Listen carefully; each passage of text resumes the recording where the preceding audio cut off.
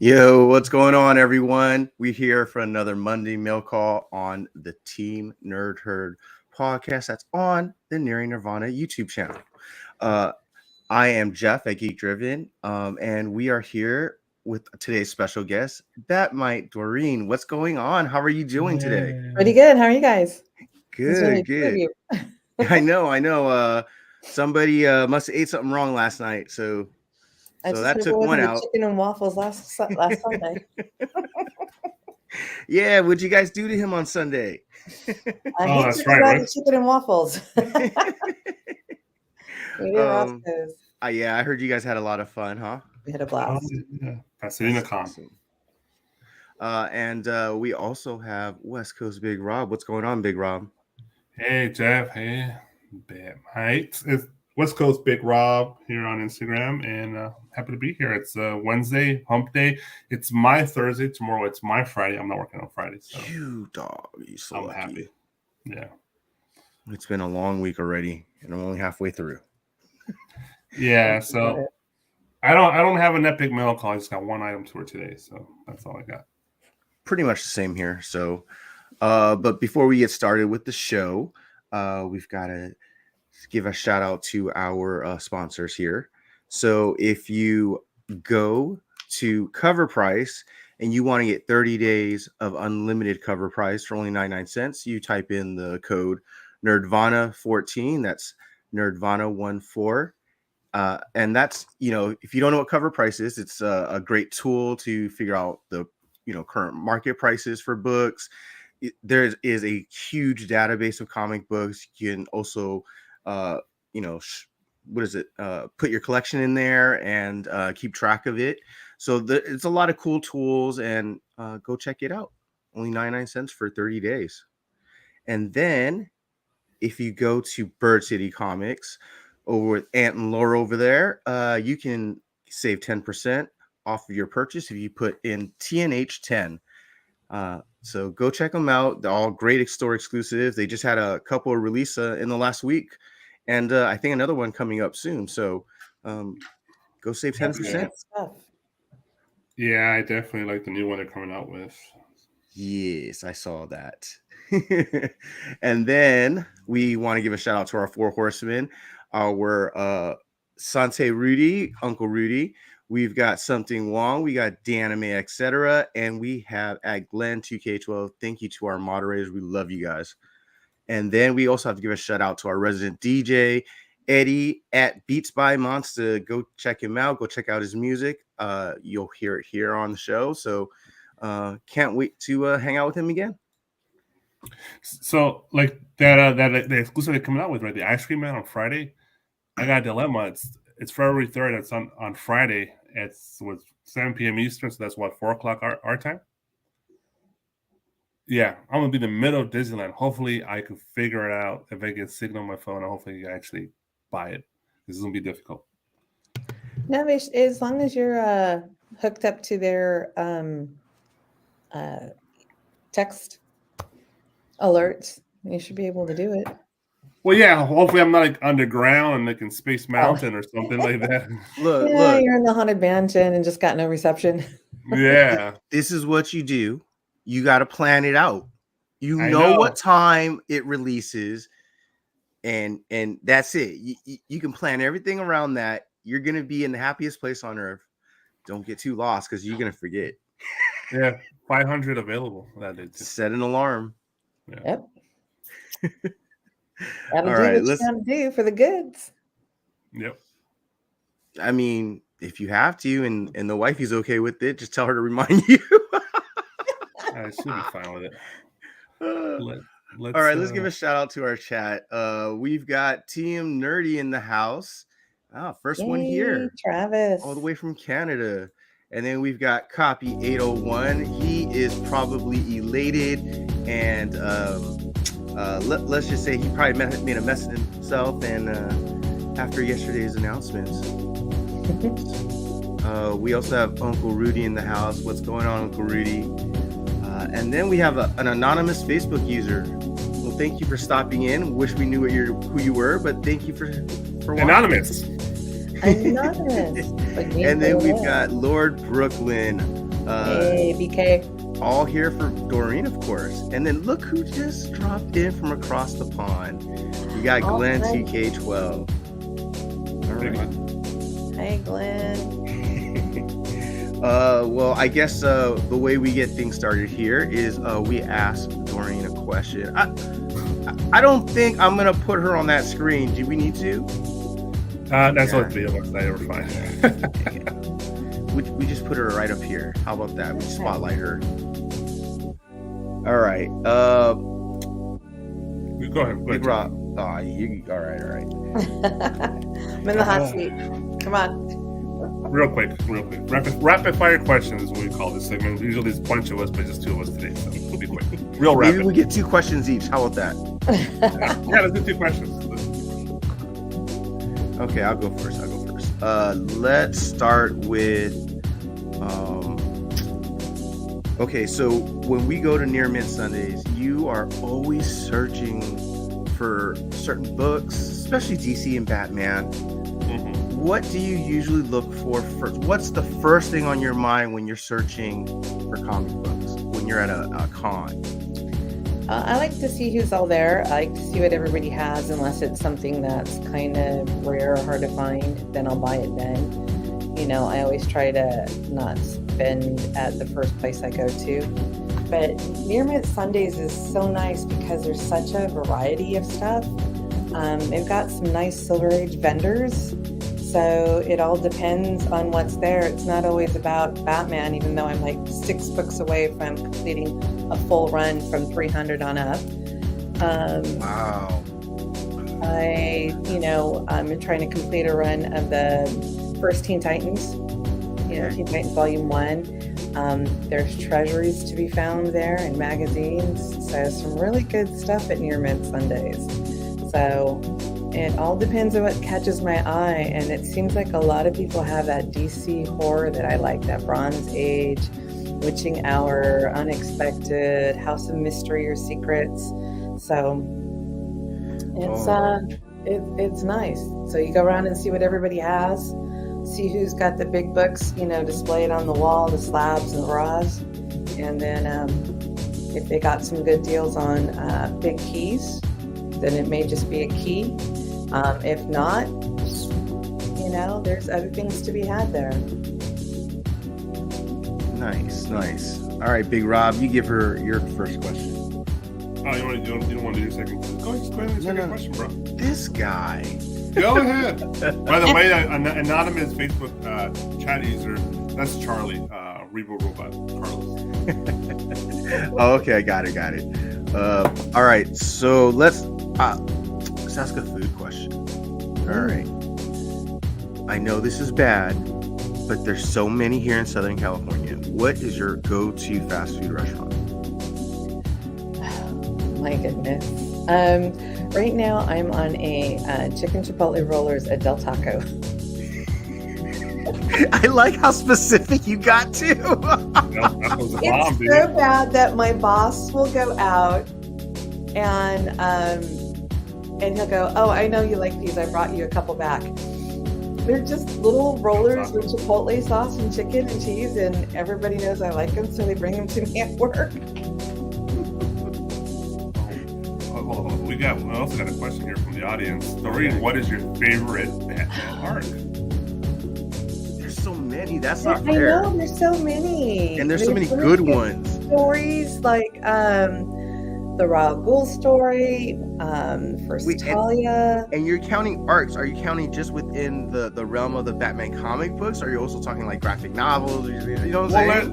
Let's Graphic take novels are different because, like, I like Red Rain and the graphic novel. The Elsewhere stories are good because they're outside of the DC realm. But for this question, let's stick to the Batman series. Okay. But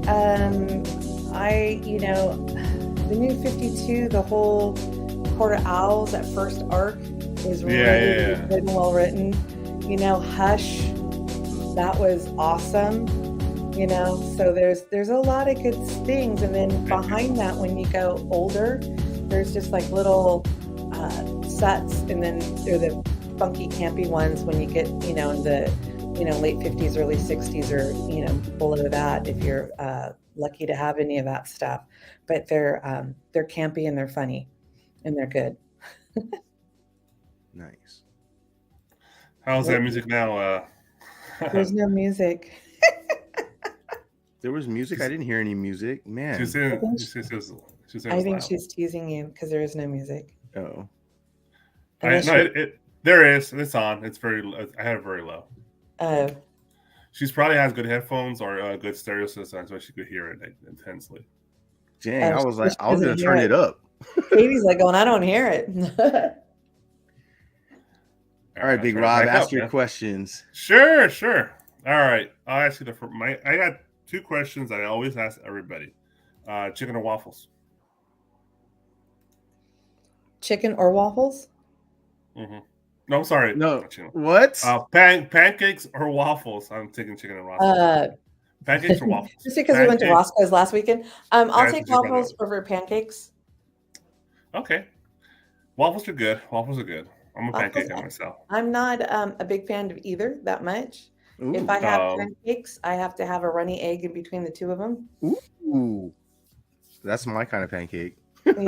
So I like my sweet and savory all together with the pancake and the syrup and the egg.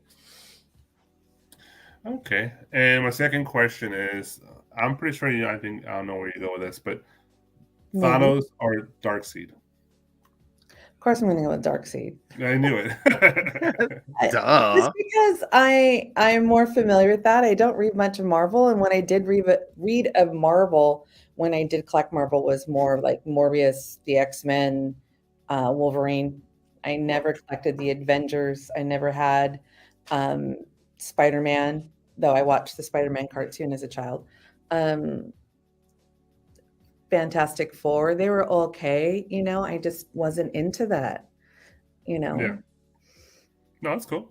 Yeah. Wait. And how do you pronounce it? Darkseid or Darkseid? Darkseid. Okay. Yeah, I used to pronounce it Darkseid too, but I realized it's Darkseid, and that's correct, Darkseid. People still say Darkseid today. It sounds cooler. Darkseid. Well, I mean, side. We've got cookies. Right? The dark side, right? It's Darkseid. Darkseid sounds kind of weird. It's just sounds like a herb. Sounds kind of a like dirty, perverted thing. Or just like seeds, right? Oh, it's a dark seed. All right. Well, we're done with the quick rapid questions. You made it to the I made it. It wasn't so bad. It was so dangerous. Well, all right. This is the part where we do the Mondo Mail Call, a review, reveals of what we picked up recently. So you can either go first or you can pick one of us to go first. It is up to you. It's your show. Rob can go first. I'll be quick. I'll be Steve today. No books. Next week, I'm gonna have a ton of stuff, but not this week. I got this, I think, from Entertainment Earth. I gave up trying to look for them at Target, so got from Entertainment Earth. Let's see, this is the Snake Armor He-Man from the Snake Man series with the battle armor to fight the Snake Man. And of course, you buy it from online. It's always on Punch. This is really cool. It has these scales on the actual blister. Mm-hmm. Yeah, that's cool. That. See, I hate you when you show these because I don't get FOMO until you actually show it to me. Yeah, hey, man. And then by that time, it's already sold out. Giving you money, honey. Yeah, you got a beautiful Master Universe art, and it shows the whole run. No, these are open order pretty much. You could say they're regular. They're not exclusive, but they're somewhat hard to find on the actual pegs right now. But maybe in the future, you can find them online though. So this is the one. I got a few more coming to these. I think I got 2 more already on their way from Intimate Earth. So I'll get those next week. No comic books this week. No Sideshow. No nothing. So that was it. That's it for me. I used to have a ton of Sideshow. I sold it all. You made a grip of money. Probably sold them all. Yeah, I'll put my kid through college. Dang, that's a lot. That's a lot. The last I'm years. with you, Batman. Let's do Jeff. We'll leave Batman for the end. Okay. Save the best for last, I guess. Mm-hmm. All right. I literally only picked up one thing, but before I show off that, I look, when you dig through your collection and when you have tons of long boxes and you're looking for specific comic books, Mm-hmm. I'm gonna show them off before I put them all back because damn it, that took a long ass time. So Big Raw was talking about the Daughtermans, and I was like, well, let me see what I have because I know I'm missing some. So I have the Wolverine. So I actually have two of them. I don't even know how I got two of them. I got the Storm one, the She-Hulk. I'm sure I showed these before. Yeah, those are a little newer. But you'll show the better ones here in a minute. Yeah, Psylocke. I want that one. I'm missing that one. That one's I wish I had two of them. I'm gonna look to see if I have any in my for sale boxes that I bring in near mint. I might put all my extras in there, so I'll double check. Yeah, but that's gonna take a while. You know that. Mm-hmm. I got the Black Widow. That's one of the newer ones. Yep. Yeah, and then here's another newer ones. Yeah. Scarlet Witch. And there's before you show the next one, there's a 1 in 25 Thor one coming out here soon. That's an incentive. So that was an incentive? Oh, I thought it was just a regular cover. No, it's a 1 in 25 for that. No Thor. wonder you said you had to save it for your pull. Oh, no wonder. Yeah. I missed the FOC, but I asked the shop, are you getting it? And they're like, yeah. Anybody called it? No. I claim it. It's mine. Claim? Yeah. I better ask when does it comes out in like 2 months, right? No, end of February. Oh, shoot. Okay, I better ask them. Yeah, it's in a few weeks. Okay. And then here's one of the incentives, the 1 in 25. Yeah, that's a good one. Inferno 3. Yeah. White Queen, Emma Frost. Glad they had that. And then pretty rare. Yeah. Got this. I got this cheaper than I said I got it for when I told you how much I paid for it. I got it for cheaper. I just saw the price on the back. Yeah, it's that one's a 1 in 50. Actually, they're not. I found them on eBay. They're not that expensive because the White Queen's actually rarer because that's issue 18 of Aliens, whatever that is. Yeah, no, it's Inferno number 3. Inferno number 3. So it's a little more rare. It's a limited series. That's why. Yeah, the Jean Grey's X-Men number 1. So it's gonna be a ton of those. So. Yeah, I'm sure there was a bunch of store exclusives for that too. So but yeah, that I was lucky. I got that for almost half the incentive. The reason he went out looking for him because me and Jeff were having a conversation, and I was wild. I was watching CBSI's top 10 on Brian McClay's channel, and they did the almost Wednesday top 10, whatever, and they brought up the Rogue one, the 1 in 25 of what book is that? It's a Rogue cover. It's all Rogue characters, but I think it might have been Excalibur. I can't remember. It was like a issue 18 or 17, and that Rogue's going for $350. Yeah, that's a ghost though. That's because that's Excalibur. And that's issue 18, and it's a 1 in 25, which I'm sure there wasn't a lot of incentives even in that run. No, I doubt it. So like that on top of everything, and it's the first Daughterman. It's the first Daughterman of that series, yeah. That's why it's a ghost, and I want it, and I thought I had one, but I was wrong. Oh no. I have one. No, but you should keep that one. Yeah, I'm not selling that. I don't sell mine. Somebody's going to be hunting at Near Mint Sundays. Yeah, it's a good one to hunt. Yeah. But I did pick this up. WonderCon. This is not a new book, and I picked it up from Troy T. Ravis Comics. Mm-hmm. You all know our friend there, and he's always selling stuff. So I picked up the X-Men 120. Finally got this. I have Weapon Alpha's first appearance. First appearance of who? First appearance of who, Jeff? Oh, this is Alpha Flight. Yeah. So technically, it's the first cameo. Canadian book. But I really don't care. It's the X-Men Claremont run, so whatever's in that run, I want it. I need that one. I want that one. How much was it? Well, you might ask. $60 it's a VF. Yeah, that's a deal. For a VF, I don't care paying $60 for it. Yeah. And I was looking on there and I was like, how come no one claimed this? And I was like, claim? Type fast enough in here. Instagram has some good sales. I just Yes. picked up a Swamp Thing. It was 7 and 9. So one of the issues is a first time Swamp Thing meets Batman, and then he had a 1, but he sold it, and somebody had DM'd me and says I have Swamp Thing 1, and that I've been kind of hunting for, and now that they're going up in price because of I know. Mr. Gunn. It's like, damn you people, let me get my keys first before you guys make the market go all crazy, okay? I warned everyone a year ago. As Oh, soon as yeah. I got here, I'll tell everyone, like, as cheap as DC keys are right now, like for however many decades, right? Like, you go get them. Don't fall for the trap of getting any of the newer keys. No, Like, no, no. don't pass up paying for a Court of Owls, first appearance for, something that you'll find in the Bronze Age or Copper Age, I'm and looking in the silver right now, so hopefully they don't all go up too far. there's so many chances for those characters to show up now.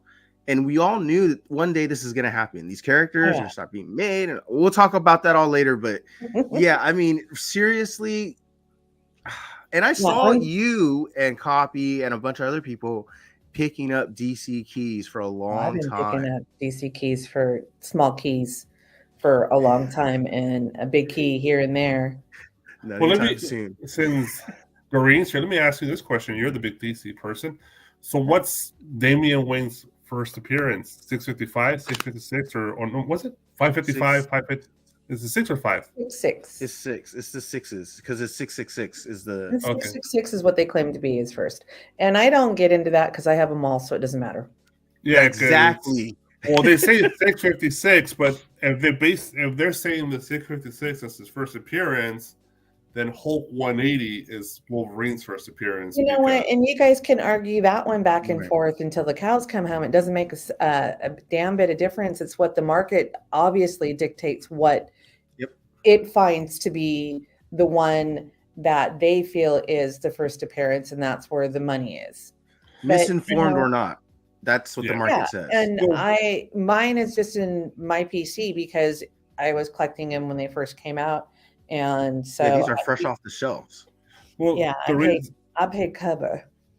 Well, the reason I asked is 655 for the longest time was the first appearance, and right now people are saying 656, but that's only a splash page in the bag. 657 is he's on the cover, he's throughout the book. I think that's maybe I'm getting my numbers wrong. Is it 666? I thought that was 666. No, it's not. It's. Hey, Moonlit, what's going on? I had it right here. Let me just look up real quick. Yeah, Son of the Demon is Damian's first appearance. Let's see. That's what Lord of the Brooklyn is saying. Okay, so he's going to be a big character now going forward. Here it is. Okay, I found it.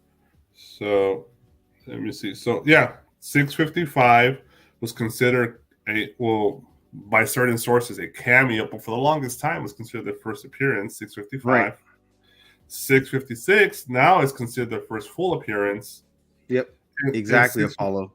And 657 is just considered a cover, but if you look in the books, in 655, he's in the shadows. He's there, but he's in the shadows.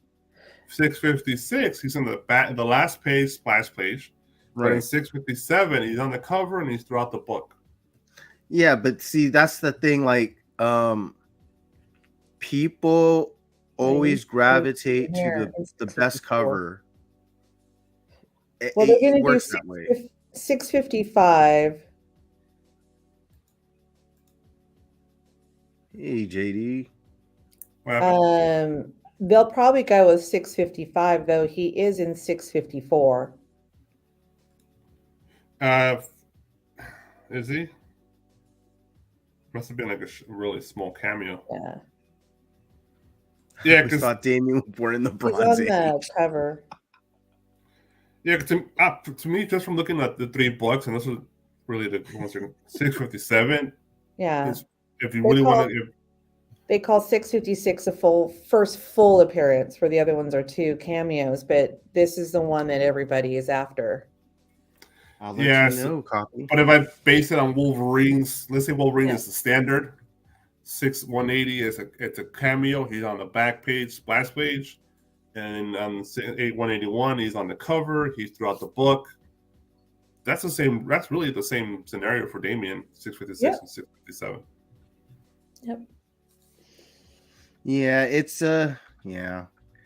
You can't argue with the market, but you can argue technicality, I guess. Yeah.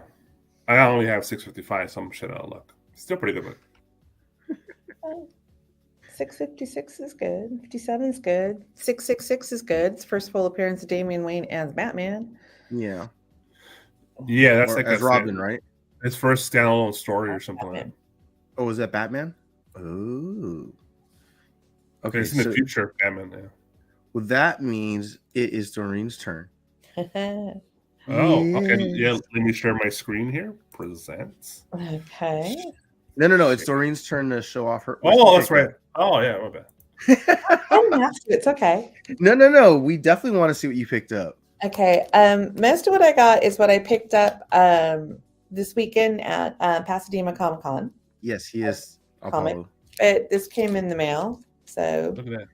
Oh, nice little Silver Age baby. Oh, that is a cool cover. That is a really cool cover. I like the elephant. I love the elephant. No kidding. Yeah. It's not often you see a big animal on a detective, like on a Batman cover, right? No, not unless it's a bat. Or a Gorilla Grodd. Not a man bat. But what I picked up from, I picked up 3 Bat books. So of course you have Woman of Tomorrow. Copy. I got this. Are you ready for Batman's moment of truth? Batman is going to reveal himself. It's a cool cover. Yes. Shoot. And then yes, they are. The Shade. Ooh. Nice. So that's nice. Sorry about the glare and the Mylars, but I decided a long time ago I'm putting We appreciate the Mylars. Yeah, I love Mylars. It's expensive as hell. Yeah. And it makes the covers pop so much, the artwork and everything. Oh yeah, even if they're poor copies. Oh yeah, oh absolutely. You can't even tell they're that poor of a copy. Bad copies look good. Uh-huh. So yeah, especially in those older books, right? Heck yeah. Yeah. So and then detective. I got 1 detective. Ooh, the Batman family. Batman. Yeah. Oh, and of course there's Batmite on there. Batmite. Yeah.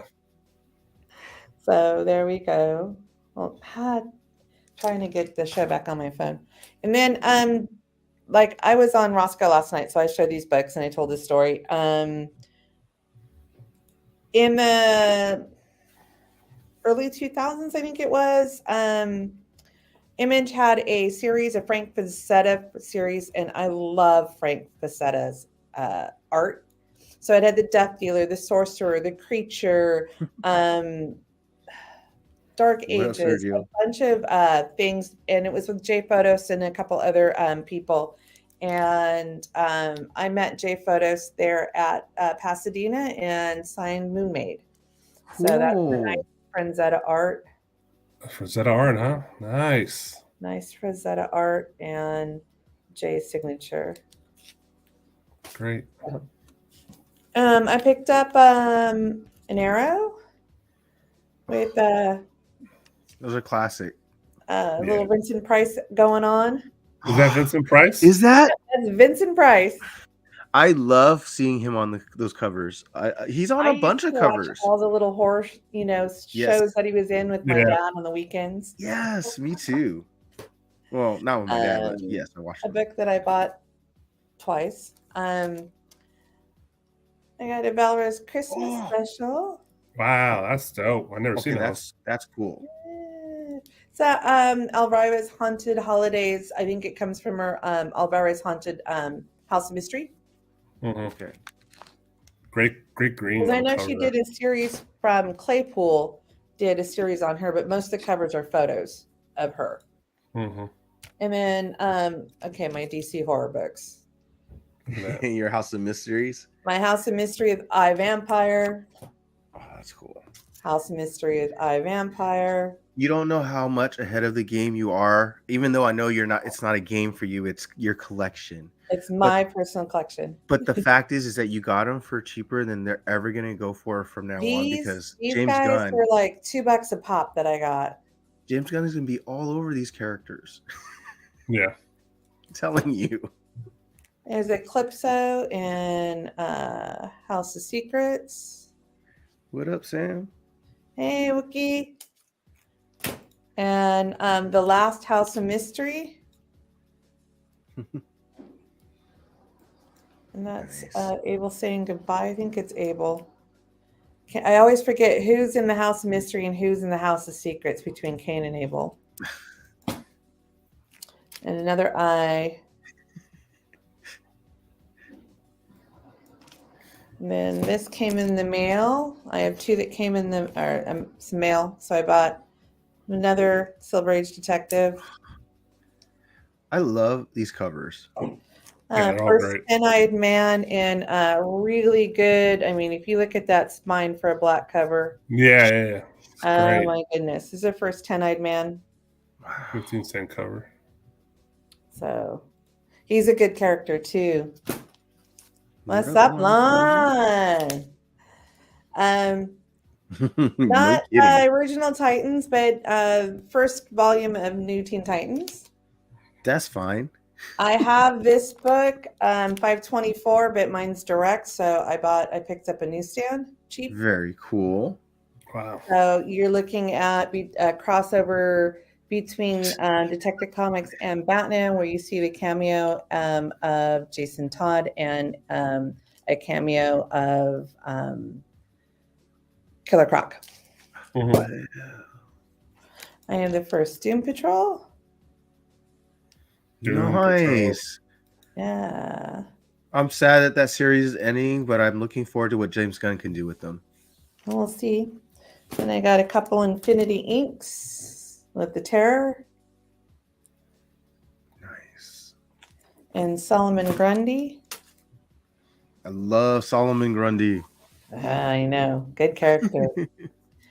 And then I had something I picked up today. I had to go to the laundromat for a big comforter for my daughter while she was at work. And there's a used bookstore that I like to go there. Why did that all sound like mafia code?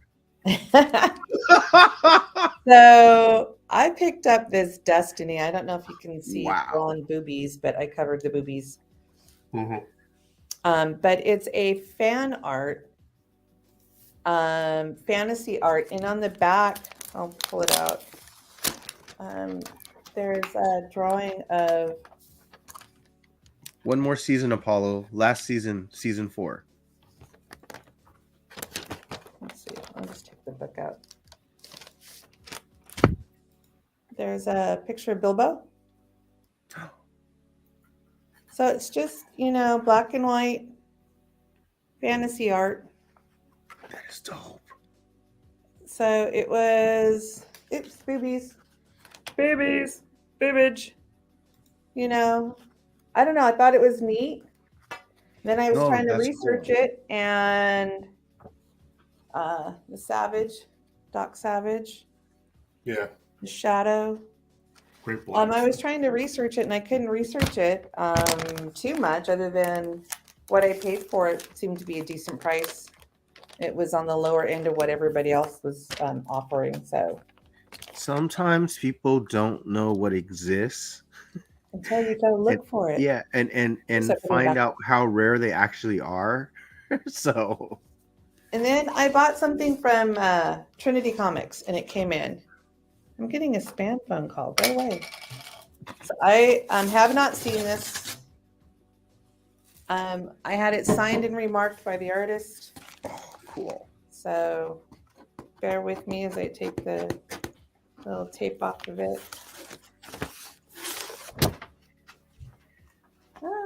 So I have a little COA. It's signed by Ben Harvey, Batman vs. Spawn, Ben Harvey print. Uh-oh. And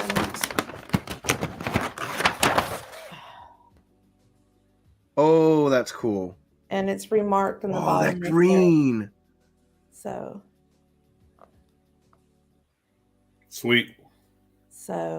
What I up, John? just saw that. Good job. And like I said, it's signed and remarked. That's so cool. And I love the fact that he did it in that green. Yeah. It stands out and it fits with the character. Yeah, And it it makes doesn't sense. take away from the overall No. picture, print.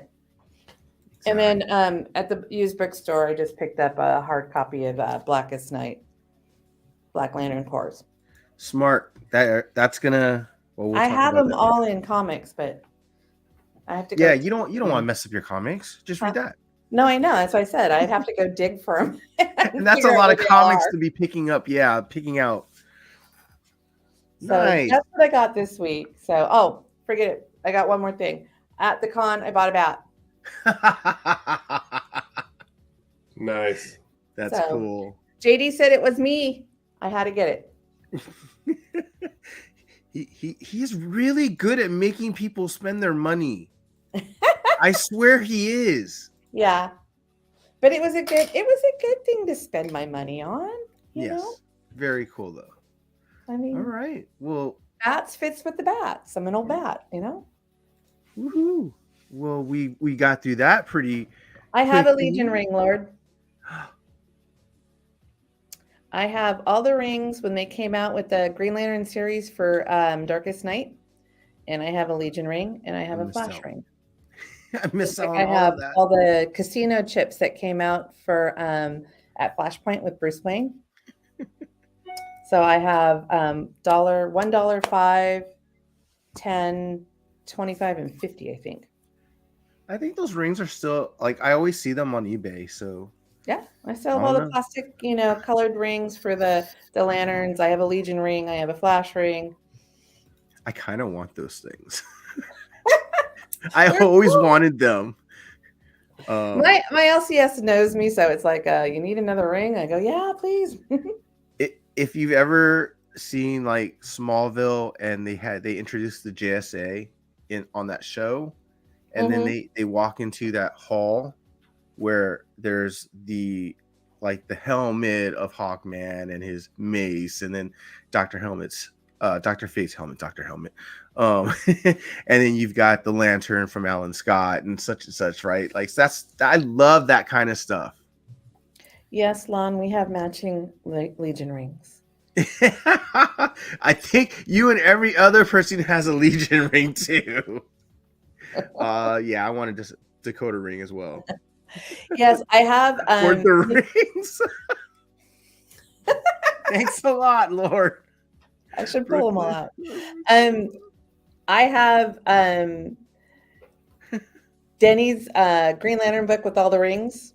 I have the Joker. Denny homaged that with the Joker when they had the buzzer ring. ring. Stop laughing, but the last series, the Joker series that they just had, and he had all the rings. I got it from I think it was State of Comics.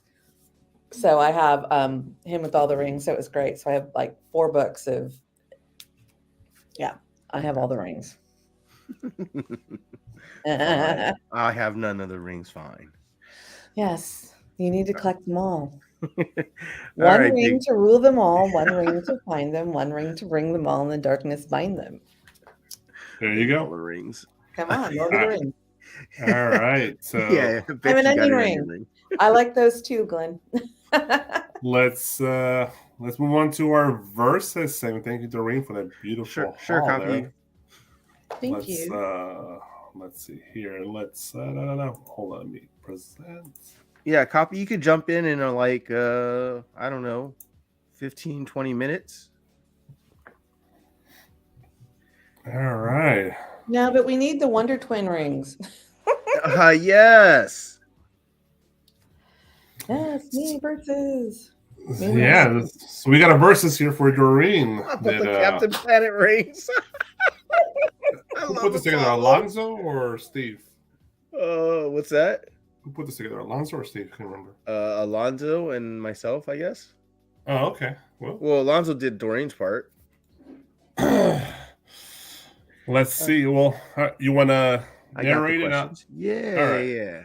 All right. Let's go. All right, first one. Yeah, let's go.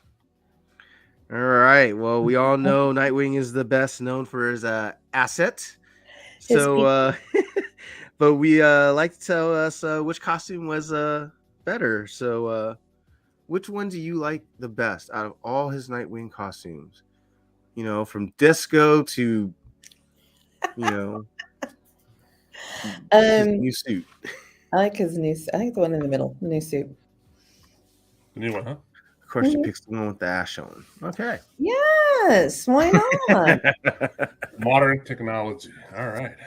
If there's cleavage up there, you know, you guys would. That is the one on the one on the left is classic. Yeah. All right, let's go to the next one. All right, Bernie Wrightson, or wait, is this the right one? That's what I have. Go to the next one real quick. Okay, so that one was part of the old one. The other one. Yeah, so I was probably supposed to pick between these two, and I would go on the one on the left. Well, let's see which one. Which one you like? The left? The one with the Nightwing, yeah. Oh, okay. I like the collar. Him and his little mullet. The one on the right is too disco. Disco Inferno. No, I'm looking. Oh man, if we ever get a version of this in the new DCU, I am going to laugh. Oh, like I don't. Doesn't have to wear it. All I want to do is Just see it hanging somewhere, right? Like in his like dresser drawer or something. I don't know. Bloodhaven. Somewhere in a museum. I don't care. I want to see it. All right, let's go to the next one. Oh, you already know my answer. All right. Well, Bernie Wrightson or Neil Adams? I like them both. I love both artists, but if it's going to be picking between these two covers, it's going to be Bernie. Nice. And overall, which artist do you like the most, Bernie or Neil? It's hard to say. I like them both. Neil Adams has some great classic covers, and Bat's a lot of covers. Bernie has a lot of my Bronze Age horror covers that I love. So I like him for different reasons. He's kind of like on the fringe. Neil kind of sits there with Bats. But this one, I'd have to go with Bernie. Nice.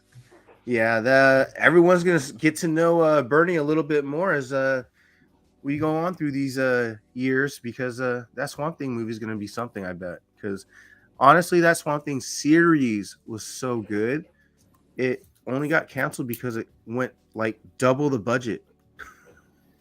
I really hope I hope they use this one song they used before on the old late 80s, early 90s.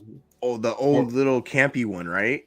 The old Swamp Thing film, and they used "Born on the Bayou" from CCR for the intro for part 2. That straight to VHS. I don't even think it went to the theater. It went straight to VHS. But that intro was perfect with that song, and they were showing the comic book art. I really hope they use that song again for the next one. That'd be great. Yeah, I don't doubt they won't. Seriously. Yeah. All right. Let's move it on. So we've got Denny O'Neil or Marv Wolfman. Oh, which one do you like the best? It's hard, you guys. I love a lot of I said Alonzo's going to get you on this one. I know. I love a lot of stories that Marv Wolfman has done. I have a signature on my Infinite Crisis. I think it's the Death of Flash that he signed. But Denny, oh my God, the drug series, Raj Al Ghul, some of his Joker stuff. Oh my God, I don't know. Flip a coin. What does the coin say? You got to pick one of them. Face. I don't know. It's a two-faced coin. It's a two-faced coin. One has a scratch. Which one has a scratch? Yeah.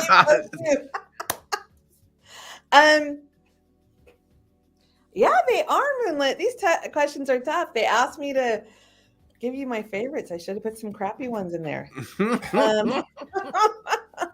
Nope. Like, look, if you I'll go were with going Marv. away, I'll go with Marv. okay, Just Marv. by a hair. One less scratch in the coin.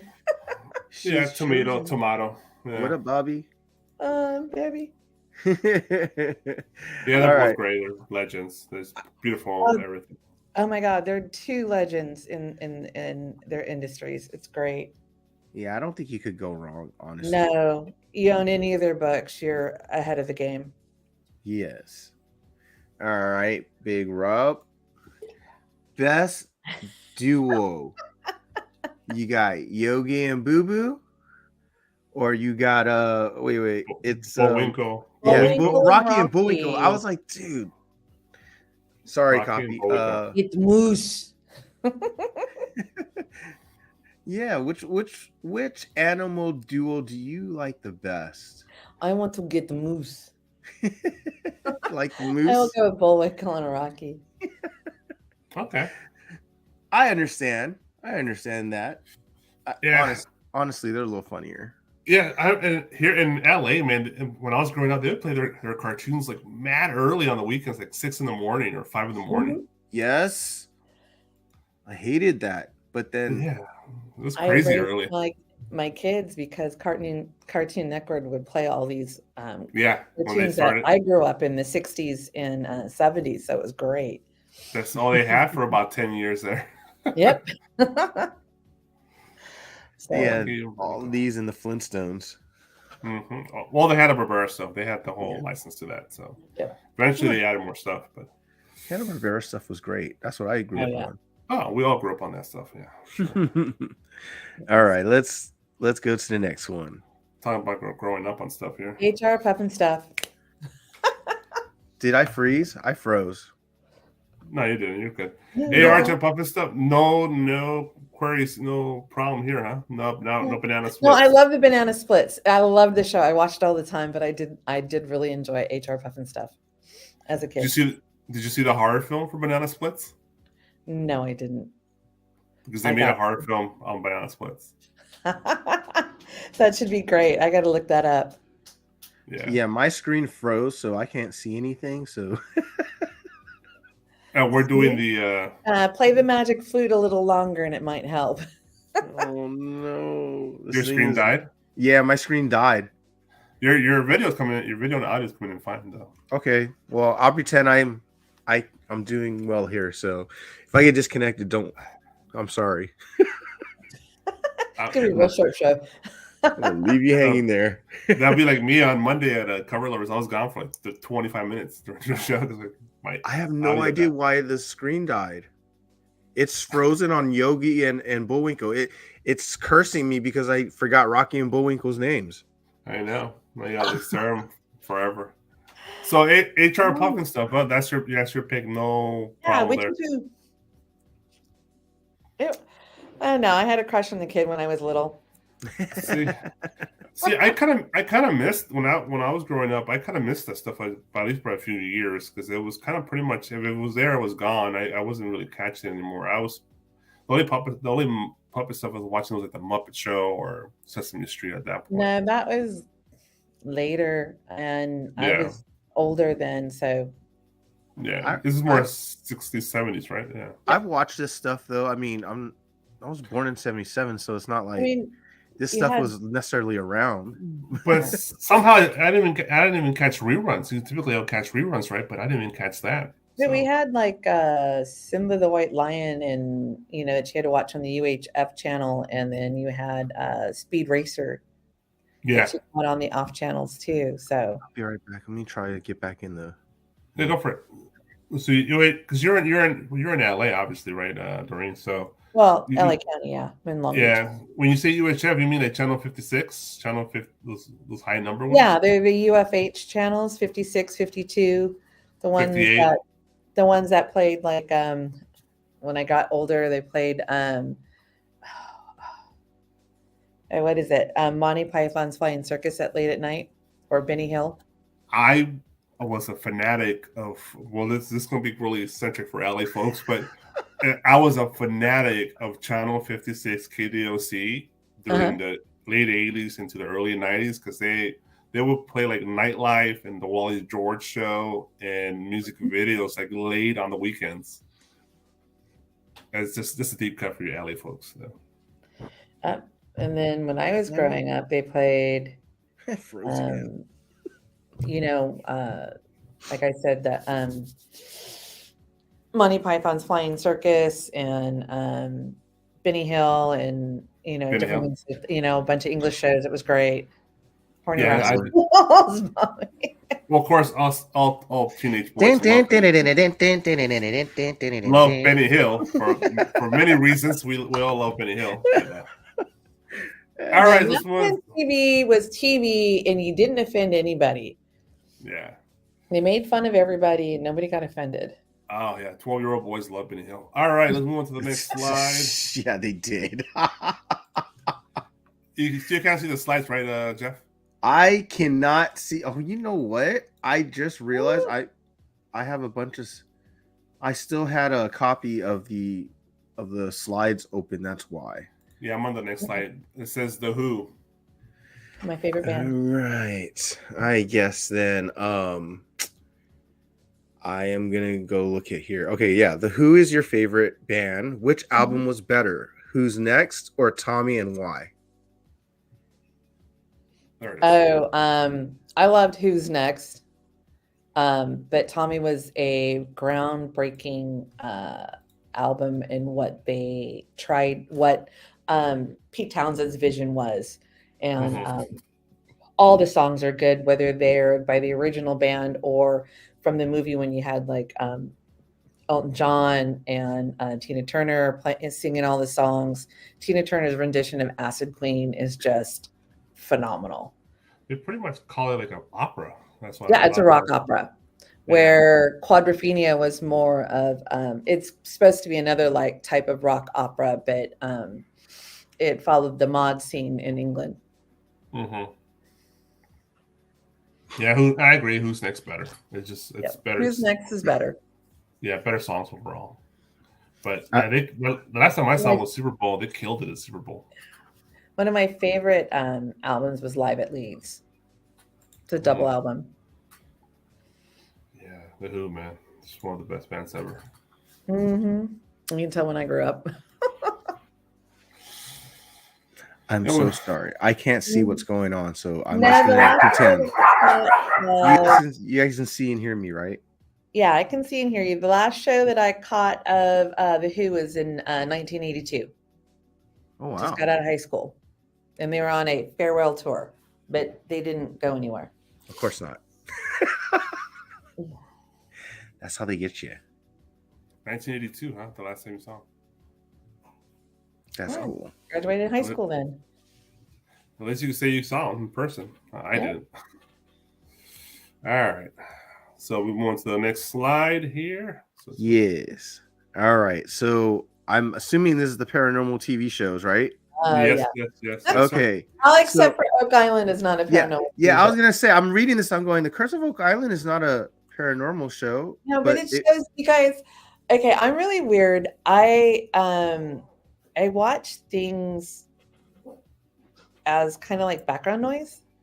Oh yeah. While I multitask doing other things. So when everybody's streaming on Disney Plus and watching all the Mandalorian and stuff, my kids are, and it's like. I don't. I mean, I've sat down and I watched Sandman. That was probably the only one, and Moon Knight are the only two shows that I've actually sat down and watched and streamed that everybody else has watched and streamed. But I like these stupid little, and I'll watch the reruns. And I really like the Holster Files. Yeah, those are good shows. I said watch some of them. You know what's my favorite paranormal show of all time? It's one of the corniest. Celebrity Paranormal Project on VH1. I've seen that. I've never heard of that. I've seen that. They go to celebrity houses, or they go with them. No. So this is on YouTube. It was on VH1. It's called Celebrity Paranormal Project, and they like 5 or 6 celebrities. These are like B plus celebrities in the early 2000s on VH1, and they'll take them to like a haunted asylum or a haunted like hospital or a prison. Scare the shit out of them. Yeah, and they stay there all night. They're wearing night vision cameras. I do that shit was the funniest thing ever. It was just hilarious. I used to watch. It was on the Travel Channel also. Some of these shows were, or it was on another station, but it was Celebrity Ghost Stories, where I've celebrities seen that, had haunted experiences that they couldn't explain, and they would talk about them, and they would go back to the original places, sometimes and visit the place that haunted them. Find out why they would go with a medium. That's cool, but still, yeah. For me, one of the scariest shows ever was Unsolved Mysteries. That music when it hits, yeah, I used to watch Unsolved Mysteries all the time. You sit in the dark by yourself late at night. It just freaks the hell out of you. I think one of the freakiest ones is Ghost Zach from Ghost Adventurers. His house is like a haunted museum. He's like got a haunted museum to his house. So basically, he takes haunted artifacts, and he has them in his place. And some of those things are like occultish things, and it's like, ooh, I wouldn't be having that near me at all. We lost Jeff. No, he's back. He's coming in. He's just taking this. But out of these 4, you say you like Ghost Hunters more, or no, the Holzer Files. The Holzer Files was it's about a gentleman. I forget his first name, but his last name's Holzer, and he was actually considered one of the first paranormal investigators. And he would go around the world and interview all the people and investigate the haunting or whatever happened there. And so these 3 people, Cindy Kaza, who's a medium, and the other 2 gentlemen go and they go back to, they'll get one of the files, they'll review the case with Mr. Holzer's daughter, and they'll go to the actual location and see if were things resolved? Is it, is there an uptick in activity? What else is going on with that place? So it was pretty interesting. Kind of ghost hunting and history all at the same time. So they're following up on his original files. Right. Okay, I got you. So it's like as if he was the original ghost hunter, like the Ghost Hunters, and then they went back and followed his journal and diaries. Yeah, they considered him because he would tape everything, and he had a medium that he worked with on these files, and so he would have all these, film and tape, and they would review the cases and then go back to those places and see what has changed. And I thought it was just interesting. And they consider Holzer like the godfather of ghost hunting because he was the first one that would actually, I had gone out and kind of investigated and tried to either debunk it or, okay, yeah, there's something weird going on here. That's cool. And it's only had like 2 or 3 seasons, and they're all on Discovery Plus. What's your babies? Boba couldn't wait. No, couldn't wait. He needed daddy. He didn't wait for the ending music. He's like, I'm done. Too long. I want to see dad now. Yeah. You know what? The funny thing is when I saw the slide, I go, huh. I wonder if they're all on the same channel. And I go, no, they can't be. And then on Discovery, and Oak Island is on History. Yeah. I love The Curse of Oak Island. I do too. I love watching that. I'm so sad I don't have regular cable, so I can't watch it. No, it's really hard because I didn't finish season 9, and they're on season 10, and I can't get back in when I go to History Channel. It's locked me out of all of it. The last few of them. It's on Hulu? No, it's no, I have to check Hulu. I haven't looked on Hulu. It's not on Hulu. Peacock. It is Paramount. On the Discovery Plus. No, not Discovery. History. It's on the History app. Yeah, it's on the History app, but they lock you out. but you're supposed to put in like your cable provider's information I to did, unlock it. and it keeps I, locking me out. I've done the same thing because my cousin was like, just use mine. I don't watch it, just use it. And I was like, okay, I just want to watch the one show anyway. So I try entering it, it works, and then it just stops working. And I'm like, I'm not dealing with this anymore. Yeah, it worked for a while, then all of a sudden it stopped working. I can't get into season 9 and have to tricky. watch. Hey, Tricky Trapster. I have to. I don't know, and I keep missing it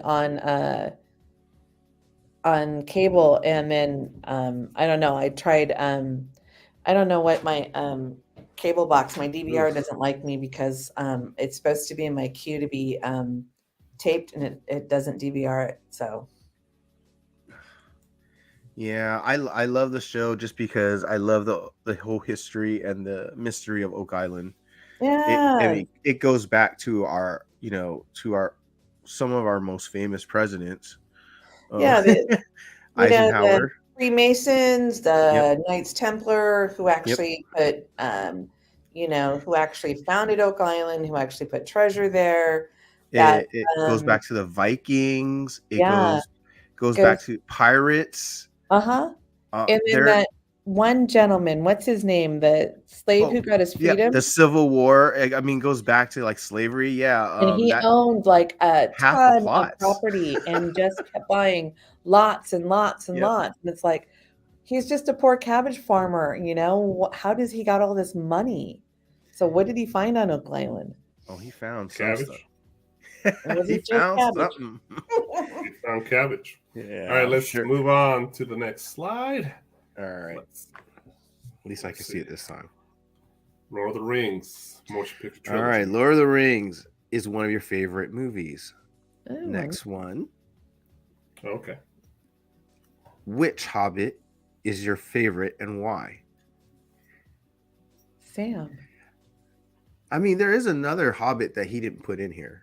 Well, there's Bilbo, but Yeah. Sam. Sam?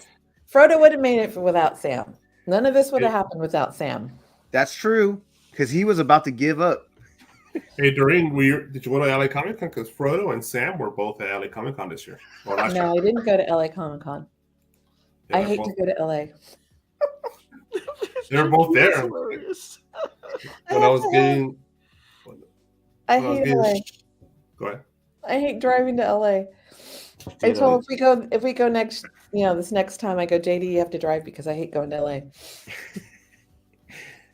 Yeah, they're right there. They're so close. I walked right by them. No, I used to go to at SDCC Wada's shop. So I would meet some of the designers and some of the guys that worked in the Weta Web workshop when they made the swords and the chainmail and everything. That's cool. So that was cool. Yeah, see, when I see Sam though, all I see is Rudy. Sorry. I see also Goonies, but yeah. Goonies, Goonies was a good movie. I guess the kids today see Stranger Things. They see Bob. Yeah. I love Goonies. All right. Big Rob, did you like any of the Hobbits? Like, what do you mean, like the movies or the characters themselves? These characters. Yeah, like I think Sam was probably the best one. I agree. Frodo was cool, but I think Sam got the better arc overall. The other two dudes were just kind of annoying from time to time. But I definitely like Sam the most. Yeah, I agree. He probably had the hero arc, even though Frodo was the one who brought the ring. Yeah. Okay. I already kind of show you a sneak peek of the next slide here, but. All right. Well, you watch tennis majors, but who's the better female tennis player, Serena or Venus? Serena. That was easy. And I agree. That's not even hard to pick. They're not playing anymore, so. So they're both retired now? I think Serena just retired, but Venus has because of her she's battling, I forget what autoimmune disease. Oh, Yeah, I think I heard about that. Yeah. But they're both still influential in the tennis world. I just watched the Australian Open, so Yeah, I remember when they were little kids, man. I saw that that report was on KCOW or Channel 11 here in LA when they interviewed them when they were like still teenagers before they yeah. made it to the pros. I remember that moment. So I always knew about them, and so when they actually showed up at Wimbledon, I was like, wow, there they are. Sorry, Tony, you have to watch it on the rewind. Yeah, we showed off what we got from Milk already. Yeah. Yeah, Serena is obviously the more dominant one to me. Yeah. So, And they were a formidable force when they were double partners too. Oh, they were pretty much unbeatable there for a minute. I was kind of surprised when they did get beat. Yeah. They won like a ton of matches in a row as a double. A double, yeah. All right, let's go to the next slide. And then how about for male tennis? You got Roger Federer or Rafael Nadal? I'll take Roger. It's easy again. Really... Yeah, it's hard when you put like I kind just of the best butt picker. Okay, Rafael Nadal has this routine when he goes to serve, and he has to put the hair behind his ears, even though he's got his headband on, and he's got to pick his butt. And like it's like, well, wear looser shorts, not so tight shorts. Maybe you should wear, the boxer briefs, not tighty whities, and stop picking your ass, dude. It's annoying. See, Agassi. I love Agassi. He was great. That's what I was into. I was Pete Sampras, Andrew Agassi, John McEnroe, of course, Becker, Chang, yeah. Yep, those are all good players. Oh, but yeah. now we have Steffi Graf. Well, now we have a bunch of new guys coming up. Peter Wolf, Paul. There's another kid that just he won his way into. Got an invitation to the Australian Open. He's just like 20, 21 years old. He's from Florida, and he made it all the way. I think he made it all the way to the quarters. He was really good. Yeah, I'm pretty sure like talent-wise, the players are better now. I feel like back in the day, they were like stars. They were actually like celebrities. Like they transcended the sport because it was like much watch television to watch U.S. Open or Wimbledon back in the day. I mean, now it's like you gotta be. Now it's still pretty. You watch it, it's hard, but it's more of definitely you gotta be a fan of tennis, not a fan of the character itself. Yeah, so many good tennis players when I was growing up. Yeah, but yeah, Roger and Rafa are probably the two best players of all time at this point. Yeah, and maybe Joker with him, but I don't know. Joker just won his ninth Australian Open. Wow.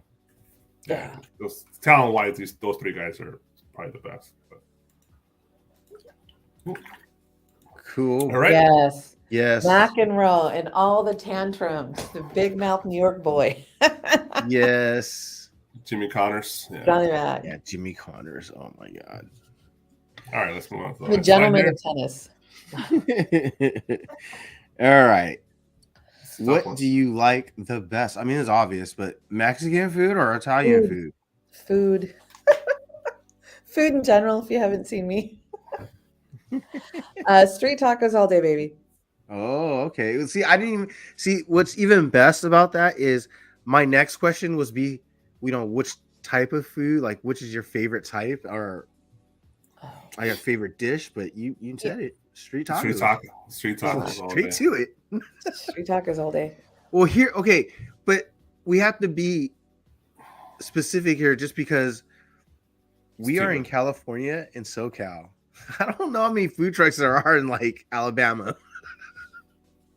So like people can't get the same. We have in Long Beach is a little taqueria catty corner from where I get my haircut, and it's like they only take cash. There's a line all the time, and it's like lunch day. I'll go there and I'll go get lunch and I'll go to work. But yeah, I love Mexican food. I can eat it all the time. I just had Mexican food for dinner tonight. I had what is it? Supermex we ate at. I just brought home food for my mom and I. We split a Supermex shredded burrito. Yum. Yeah, those burritos are huge. Yeah. What's your favorite Italian dish? I love linguine and clams. I love shrimp scampi. I make a killer shrimp scampi. I don't know, spaghetti, a good lasagna. I make it's an Italian chicken and green onion dish. You know, it's really good. So I hate you, Alonzo, for putting this stuff on here. Now I'm Jeff, starving. what's you prefer, Mexican or Italian? Oh God, I mean, food. it's probably Mexican food because I eat a lot more Mexican food than I do Italian food. Even if I have a choice, like I'll probably pick the Mexican food or Mexican place. So, what's your favorite dish in Mexican? If the restaurant can make a great carnitas, anything carnitas, taco. Corn tortillas or flour tortillas with your carnitas? I'll take flour. I love flour tortillas. Corn tortillas. Yeah, true. Well, if it's tacos, I'll take corn. But burrito, I'll take flour. Yeah, that's It's food. Yeah, it's food. But Italian wise, oh my God, there's so much good stuff. Yeah, there is. I like probably lasagna mostly, but and my I'll mother never go wrong with spaghetti, and fettuccine is always awesome. So. Yeah. And my mother-in-law is Italian, and she makes a killer manicotti. And I love ravioli too. Yeah, well, for me, it's obviously Mexican food, but yeah, there's so much good stuff. I will always probably pick a burrito. Burrito I like the most. Tacos are great. Tamales are great. Everything else is great, but burrito probably pick. And yeah, if Italian, it's pizza or spaghetti and meatballs. Really, spaghetti and meatballs. Yeah. All right, enough. Start making ourselves hungry here. Let's move on to the next question. Oh, what's my superpower? All right, so I guess we haven't done this in a while, but if you have one superpower, which would it be?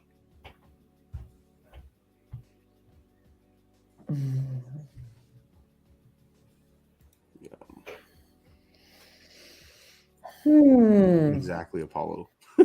That's why I go to Mexican food first.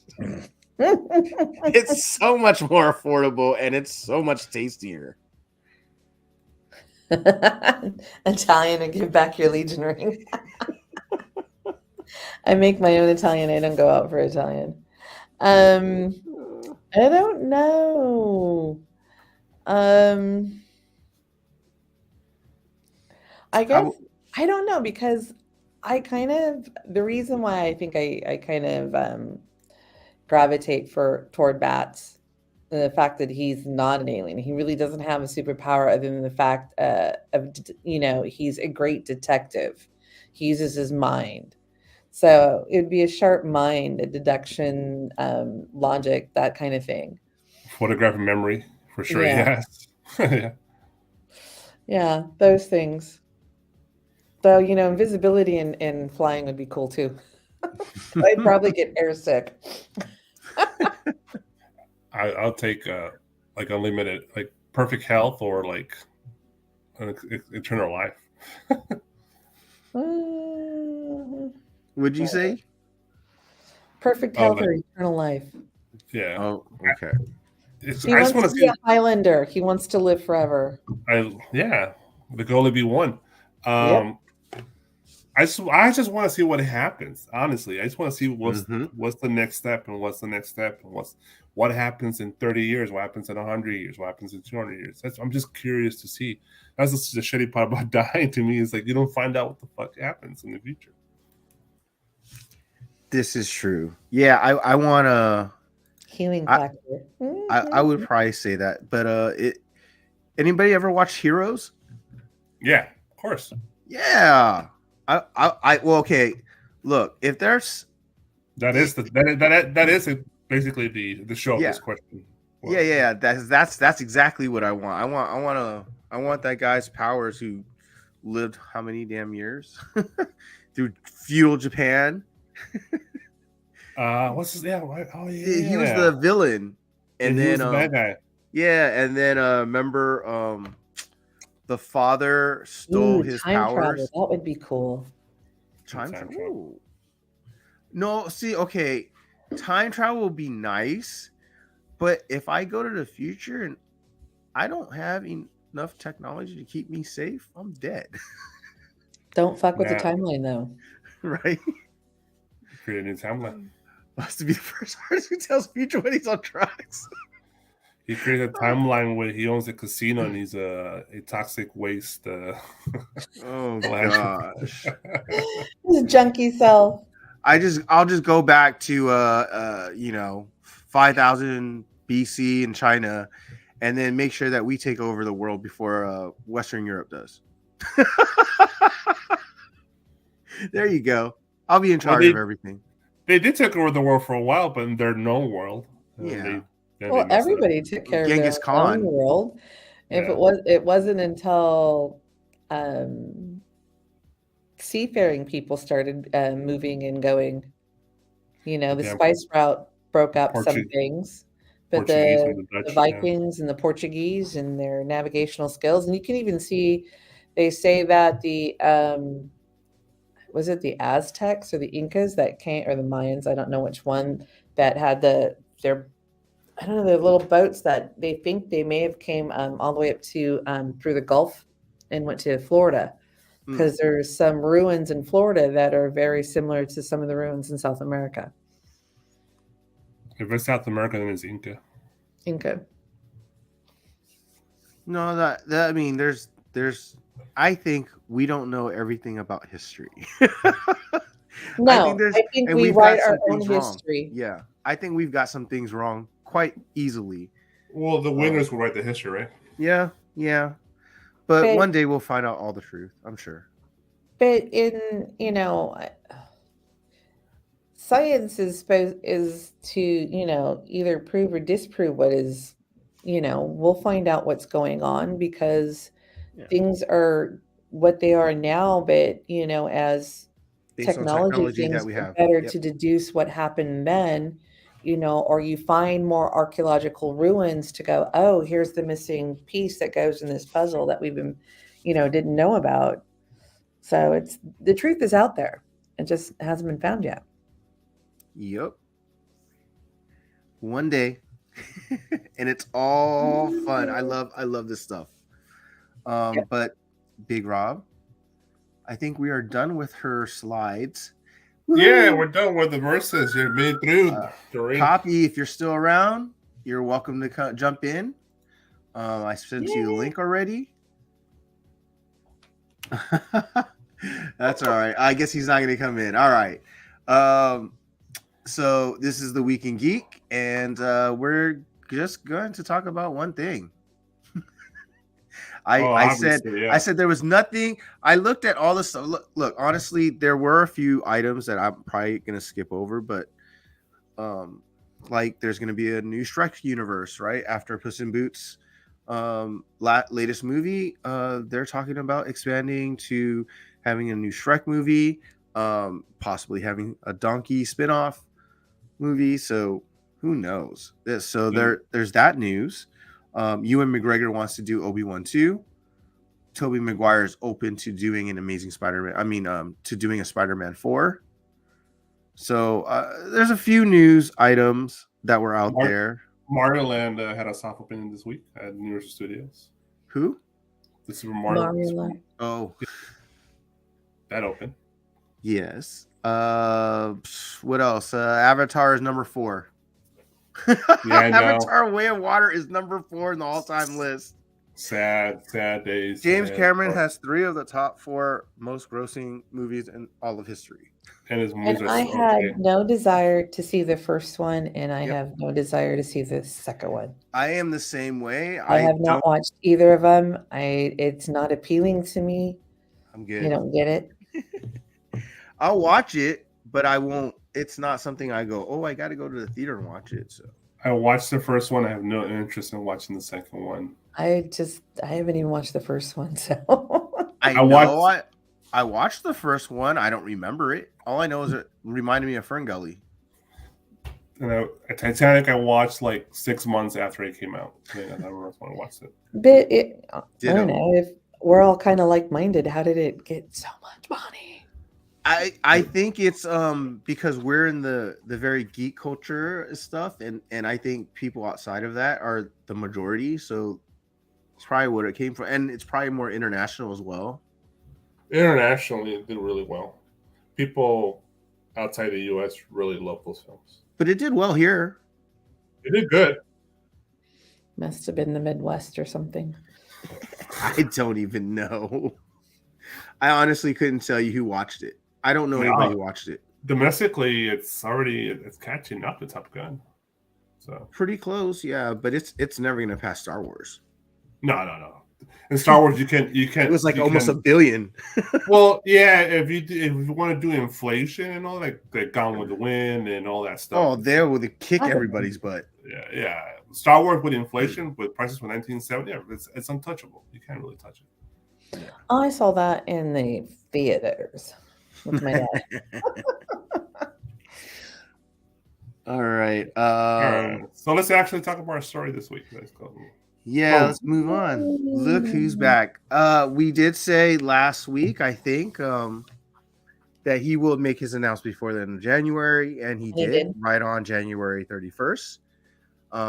He actually made the announcement on the 30th, but it wasn't a public announcement. He actually invited influencers, media, stuff like that, and they actually had a private I guess an event where he explained everything that was going to happen, that he did explain yesterday. And it's really exciting and really... Okay, so my first thought is it's slightly weird, but that fits who's announced it. So there's nothing surprising to me in the sense of, oh, this isn't that out of place. But he did make some announcements that were like, oh, well, that caught me off guard, or didn't think that would happen, or never thought that would happen, kind of stuff. But I mean, the guy did Guardians of the Galaxy, and he made that probably one of the most popular Marvel, franchises out there. And it was trash before that. So it was no one knew who they were when they announced that movie. Books, weren't they? I'm sorry. They were like dollar bin books. They were less than that. They were like D+ heroes, not even C+ or B+. And they've had so many rosters too, so it's like it's kind of confusing even to a Marvel fan who was reading it. No one knew, like, oh well, what team are they going to pick or what characters, and then when they did do it, it was just like it blew up. Everybody all of a sudden knows who the Guardians of the Galaxy are. Yeah, his style really lends well to comic book films. Absolutely. I think he does his due diligence. I think he reads the source material. Well, he's a fan. Yeah. But his eye, his aesthetics, his personality, based on his trauma. It's based on his trauma experience, right? Because when he was doing that like what do you call it? Like be real kind of like movies, like Toxic Avenger and stuff like that. Like that's where he gets that fantastic mind, right? Where it's like, well, they're not working with special effects. So he's come up with more practical stuff. And I think more practical is better, honestly.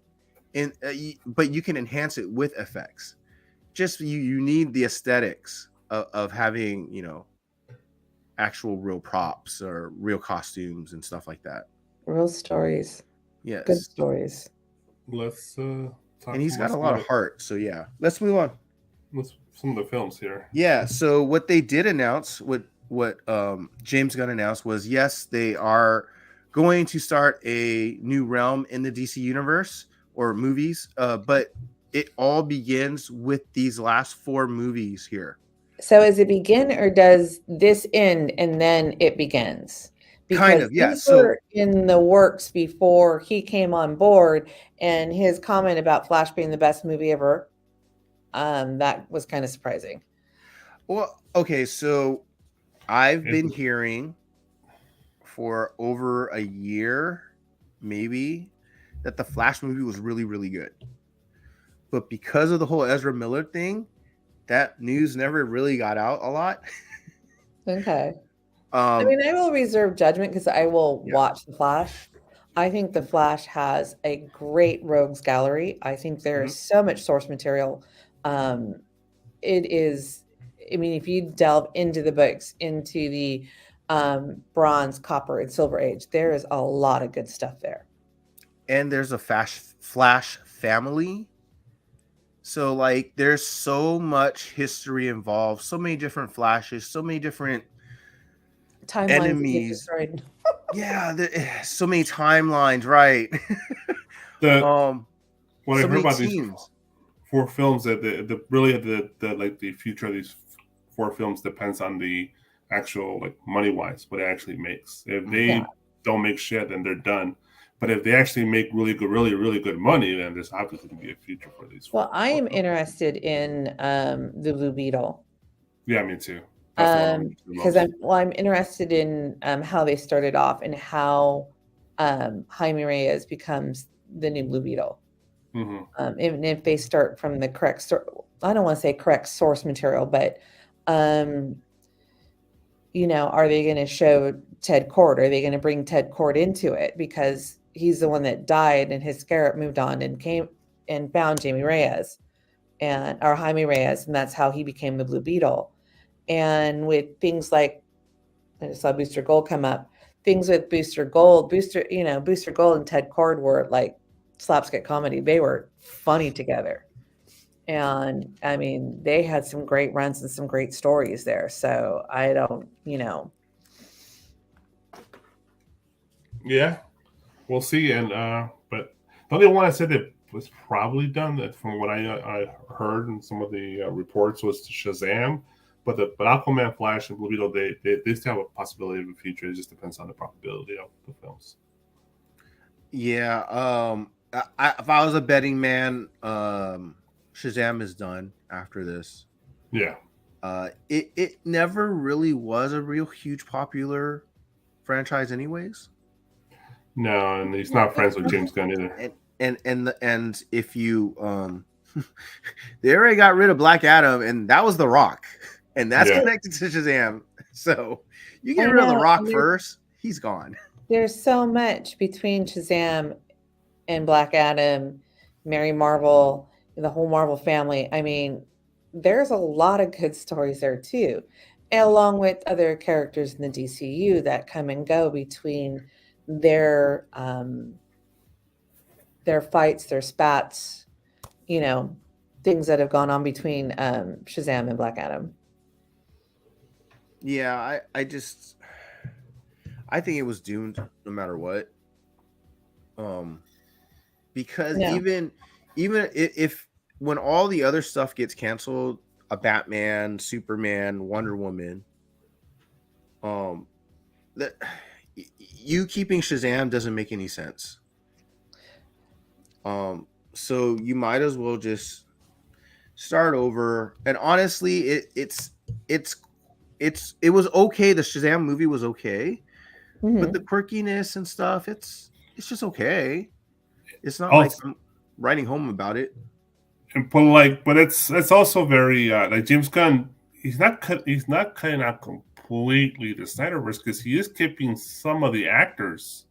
Like, but he kind of okay. So let's talk about what he said. He said that they are starting a new universe, which is going to be called the DCU. Okay.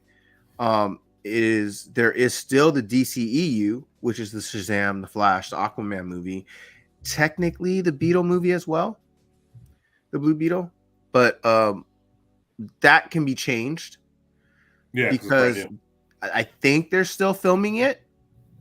Yeah. And if they're still filming it, that means they can probably still do some small rewrites within it to make sense to keep it into the new universe. Well, it would be correct for them to do it since he is the Yes. Blue Beetle of now. Yeah, it's that's the thing. Like, it's it wouldn't make sense to, like, why even release the movie at this point? Why continue filming it if it won't continue on? Because this is is actually a character that a lot of kids know about. It's been in the animated Titan series, right? The Teen Titans. Yeah. Mm-hmm. That whole animation series, which was great. Yeah, he was a big part of that show. Yeah, he was huge in that. As a matter of fact, the whole like couple years plots of that was based on his character. So it makes sense that if you're gonna do this, you're not gonna reboot him later. Yeah, Like, that just wouldn't make any sense to do this and then reboot him again. So I think that they're gonna squeeze him into the new DCU. We'll see.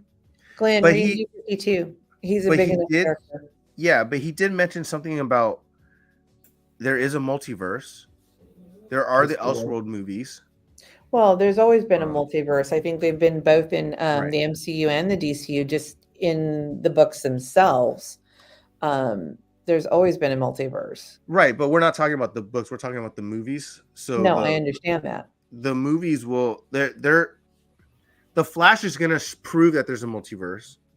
He's utilizing that story to build his universe.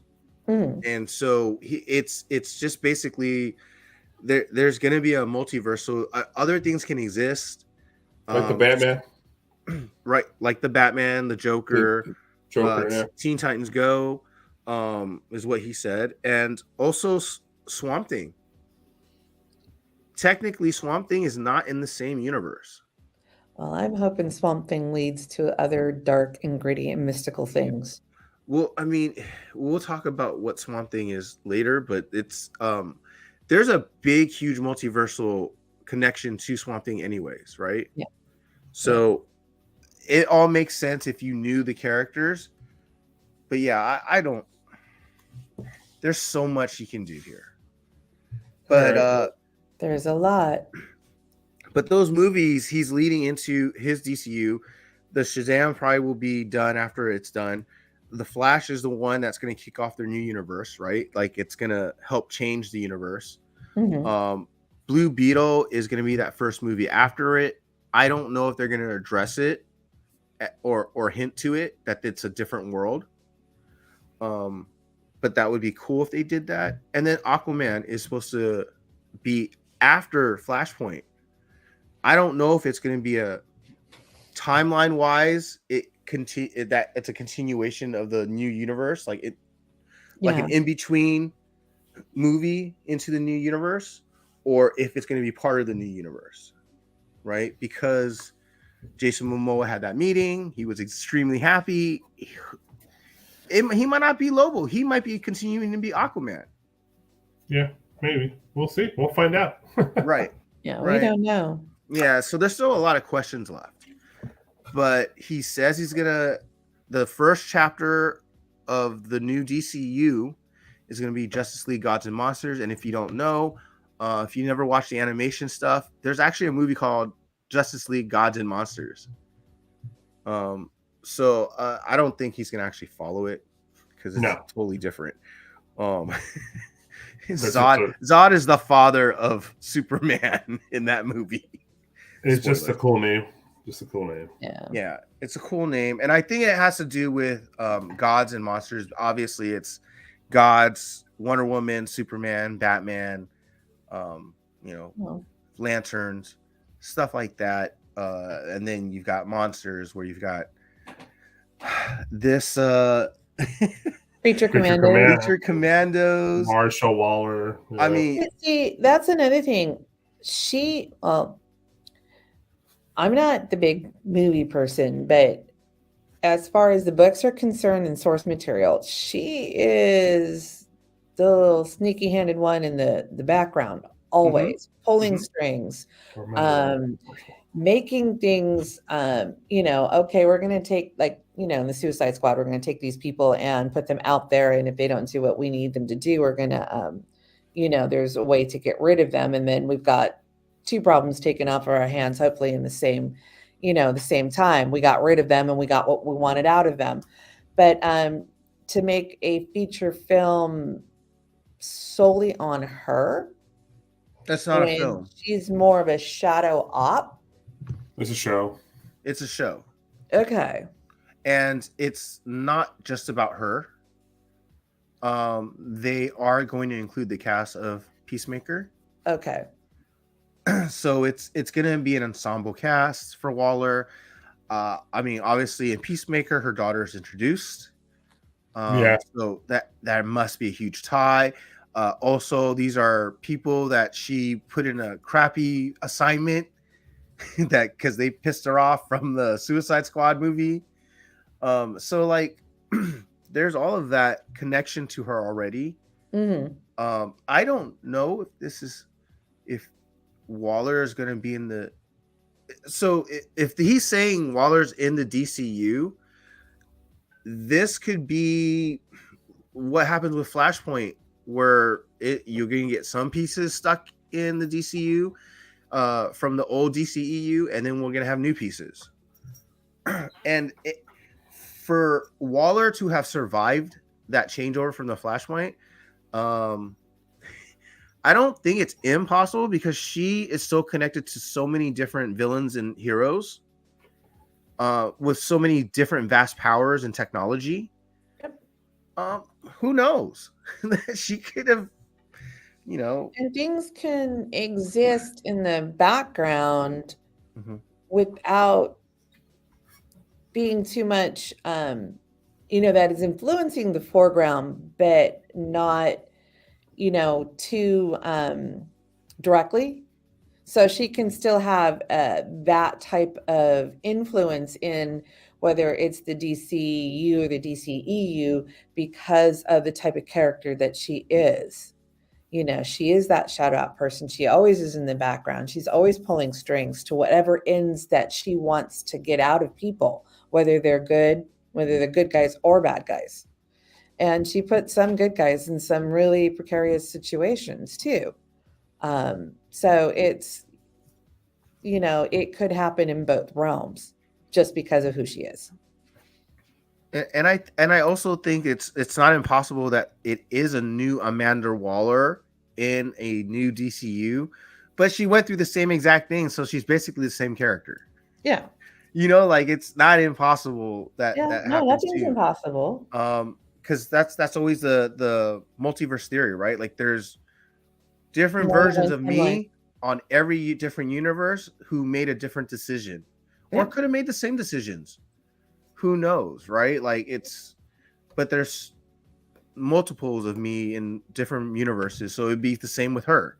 So I can see that working in that sense. And look, if I don't have to get rid of this actress, I'm not getting rid of this actress. Yeah, this Emmy award-winning actress. We can write it to make it fit. Yep. And obviously, he wants to keep Peacemaker. So that will probably be a part of the DCU, which he didn't mention, but they are going to be in the cast of Waller. Yeah. So they are in this new DCU. So that's a kind of confirmation. He's keeping his friends. Yes. So his first thing that he mentioned was that they're starting with the Creature Commandos, which is going to be an animated series. And he's saying that these characters that are going to be voiced here are also more than likely going to play the live action versions of them, which they'll also cross over. There is, but he's also like a foot taller. Or at least 6 inches taller. Creature Commandos. That's going to be a actual animated feature film, huh? From what I understand. Series? Yep, it's a series. It is going to be 7 episodes long. I already know how many episodes. And they're all written already. I wonder what service is going to provide this show, because HBO Max is going away. No. So HBO Max is still going to exist. They're supposed to in a couple of years it'll be gone, more or less. They'll probably change the name. It'll be Discovery stuff. I know Discovery's gonna, but HBO Max is, we know it's gonna be gone. It's gonna be totally different than that. Yeah, whatever they do with it, it's going to be a series. I'm pretty sure they said HBO Max because they said the Lantern series is going to be HBO Max. So I don't think they're getting rid of HBO Max. Yeah, I think they might be changing the name. Contradicting information out there, but we'll find out, I guess. Yeah. Well, when it all comes out, we'll figure out where it's going to be playing at. Yeah. Booster Gold, what I heard was Chris Pratt. That's his buddy. Maybe. We'll see. Are they going to have Rip But Hunter? that was always the rumor before even this was announced. Yeah. What did you say, Dory? Oh, with Booster Gold, because of him and Skeets, and they time travel and they go, are you going to have Rip Hunter, the time traveler? I don't know. Are you going to introduce Ted Cord? Because Booster and Ted were tight. They were hysterical. I don't want to give too much hope to a lot of the faithful readers of Booster Gold and Ted Cord Blue Beetle and adaptation of that stuff. Yeah. And I'll tell you what, his first book has gone up the charts. Yeah. It was not like worth much. $2 book all day long. He'll take the best parts of a book and put it on his version of that character. Basically. Well, no, I'm just saying, just if you go on eBay, Booster Gold #1 is going off the charts now. Oh yeah, for sure. All this stuff, right? Especially right now, this week, 100%. Oh, of course. Oh my goodness. You know how many people dug into their old long boxes? I have it. I'm not selling it, but I'm like going, oh my goodness. I don't know if I have a copy, or I might even have a couple of copies. I don't know. I have to go look for all my DC stuff. This is going to be a fun weekend. But yeah, it's you know what I did forget to put on here is the lanterns. Yeah. So, yeah, that's my bad. That's also and I think I forgot a movie as well. But anyways, yeah. So there's gonna be the Creature Commandos as an animated series. We've got Waller, which is gonna be an HBO Max series, and supposed to have the Peacemaker cast. And then we're supposed to have the Booster Gold. I think it's a series. I think so. Yeah. Jeff, does that look familiar? Yeah, that's the first one. Yeah, you have that one? I think I do, but you know how many DC books that I have that are just I put away and just never looked at after I read them. It's hard. I hope I have it, but we'll see. Then also there's the Amazons. Yeah, and then we have Paradise Lost, which is going to be the pre-Wonder Woman Amazonian series, which is supposed to be like Game of Thrones. Is it going to be like the storyline of Attack of the Amazons? No, so it's I guess so, but not really. It's like back in when the gods were involved, right? So Ares and all them. Yeah, I think so. I think it's more like before the island was full of women, and how that came to be. How Themyscira came to be. Right, how Themyscira came to be, and then also how the political structure and how everything came to be to today on that island, like all the so kind of like a backstory movie. Yeah, like a social aspect to it. I think that's a cool freaking idea. And it's also part of like a 2-part series book or comic book issues. I think I can't remember. It was a 4-part miniseries. That's it, 4-part. Thank you. So I'm sure he's going to base it on that, and obviously Wonder Woman was in that, so he's going to have to come up with something else. But I can't wait for that. That actually sounds really cool, especially when they say it's going to be like Game of Thrones. So I hope it sticks to that. I hope it's a little more mature. That'd be cool. And then there's going to be the Lantern series, which I forgot to put the graphic up there, but it's going to be Hal Jordan and Jon Stewart. Why? Um, Oh, uh, on Earth, and they're going to be pretty much doing their thing on Earth, solving a mystery that's going to be connected to the greater universe story. Is so, what James Gunn said. so hopefully they'll bring in the core and they'll bring in Kilowog and all those guys. They said we will see other lanterns. We don't know how many or whom. The Green Lantern core would be nice. I don't think we're gonna get a lot of the Green Lantern Corps. I could see Kilowog showing up, just because he was one of the guys who trained Hal Jordan. Amensor. I don't know of Abensor because he should be dead by now. Well, it depends on when they put it. Well, if Hal Jordan's already Oh yeah, a Green because Lantern, he got his ring from. yeah. Da, So da. How's Jordan and Jon Stewart, right? But we could get a flashback. We never know, Yeah. right? Because maybe a lesson was learned from. Are we going to get that the crash. Guardians? I don't see that. That is questionable to me. I don't know if we'll see a Guardian if we're only going to be on Earth. It's supposed to be just on Earth. That's what I heard. It's supposed to be like the cops on Earth. A terrestrial show. It's him and Jon Stewart. And they need to go after Lobo. Well, you know why it's terrestrial, because that's money. Budget. Yeah. Everything is going to be FX wise if it's in space. Yeah. So it kind of sucks, but that's just the way it has to work. I kind of hope it's something. Okay, so I don't know what kind of storyline that they can go for. It could be the different lanterns, the different rings, the spectrum.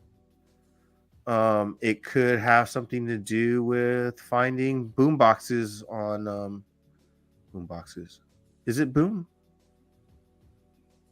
Whatever those boxes with from Darkseid or Darkseid.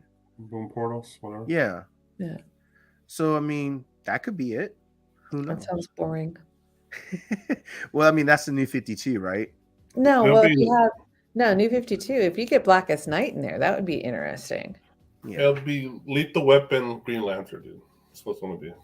Which is funny because that was a rumor like years and years ago that was going to be the Green Lantern show. Buddy cop movie, yeah, basically. Yeah. Buddy cop team up. All right, let's move on to the next one. And then he announced movies. The first movie is going to be Superman Legacy, which comes out July 11th, 2025.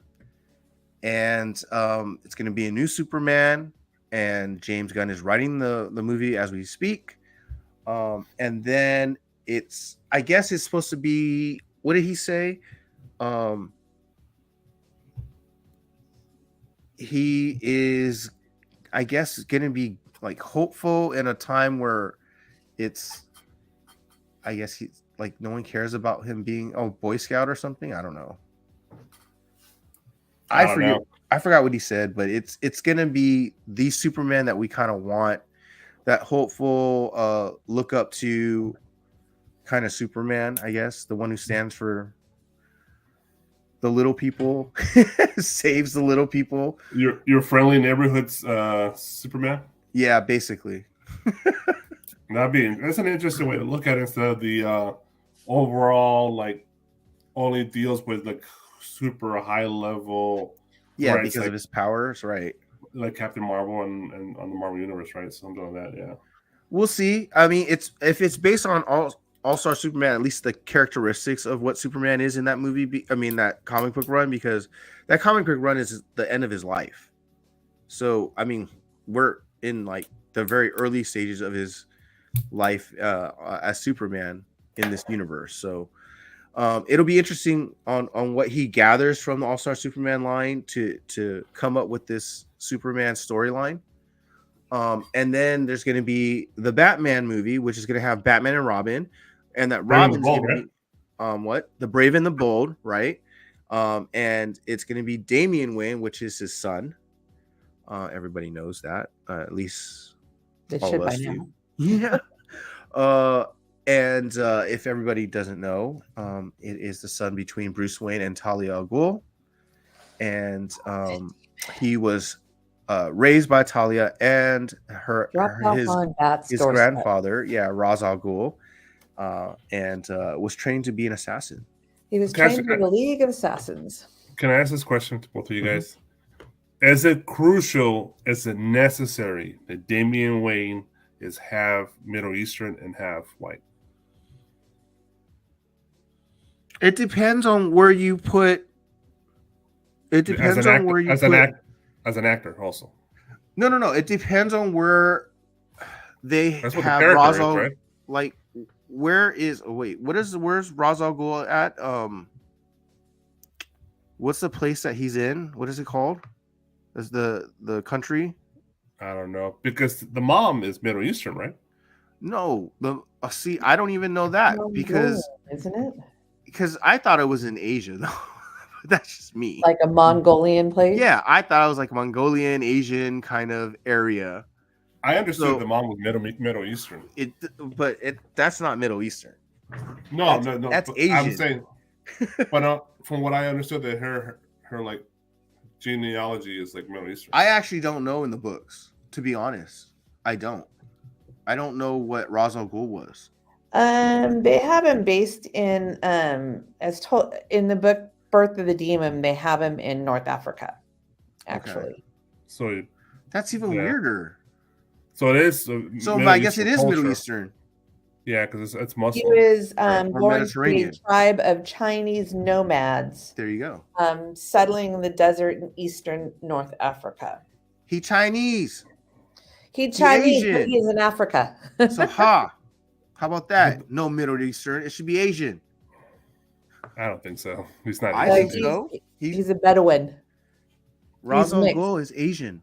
He's a Bedouin. Because I already hear the cries for that he better be Middle Eastern, or we're going to like cancel this. Well, then they can cancel and be pissed off because they're not going to be able to cancel Batman. You out your mind. I already hear the murmurs. I already hear the murmurs that they better hire a Middle Eastern actor. Who from the 2000 Angry People? They're usually the Justice Warriors. Cares. They're usually the loudest. That's the problem. Don't care how loud they are. It doesn't matter. It doesn't.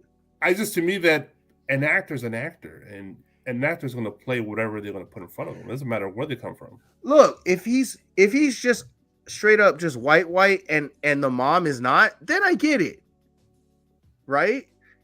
Like when they actually cast them. So I was saying if the mom was Asian and he's like white, blonde, blue-eyed little boy, blonde-haired, blue-eyed, I'm out. Okay. Where'd you get the genetics for that? And the grandpa looks like Mongolian Asian. Yeah, I'm out. Well, technically, the Middle East is Asia, so they're all Asian. Yeah, I guess so. Well, North Africa isn't really the Middle East. Well, North Africa, that's African. That's different. Yeah. But he's as a Bedouin. He's half Arab and half Chinese. He was born of China. Kind of weird, but he was born of Chinese people, but they settled in North Africa. So you better be Middle Eastern Chinese and white, because Bruce Wayne is white. So. He's got to be like mixed race from the birth of creation, okay? Yeah. He's Mexican. He's from the Lazarus pit. Make him look like a kid today. That's it. He's a mestizo. We don't know what he is. He's something. He's a mix. I honestly, that's not even a thought in my mind. I don't care. I'm saying that's one of the first things I heard. It was that. I didn't even hear that, and if I ever heard that from somebody, I'd just like get a life. Because it's a different world, bro. We're in a different world nowadays. I mean, wasn't Charlton Heston was the head of the League of Assassins? What's that? Wasn't Ra's al Ghul the head of the League of Assassins? Yeah. Yes. Okay. He's the Serpent's head. Is Asian. Yep. Yeah. That's what I kept saying. Part of his Asian. I'm saying he's Asian. Ancestry. Yeah, the organization's Asian origins from Asia, right? But no, so is Ra's al Ghul.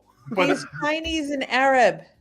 I'm just saying that the daughter is not Chinese at all. The daughter is Daughter's Chinese Chinese because and how can he Arabic, not be his dad is Chinese? Chinese. How you They've gonna tell me never- the daughter is not Chinese and the fucking father is Chinese? How is he not Chinese? Like, what kind of math genealogy shit is that?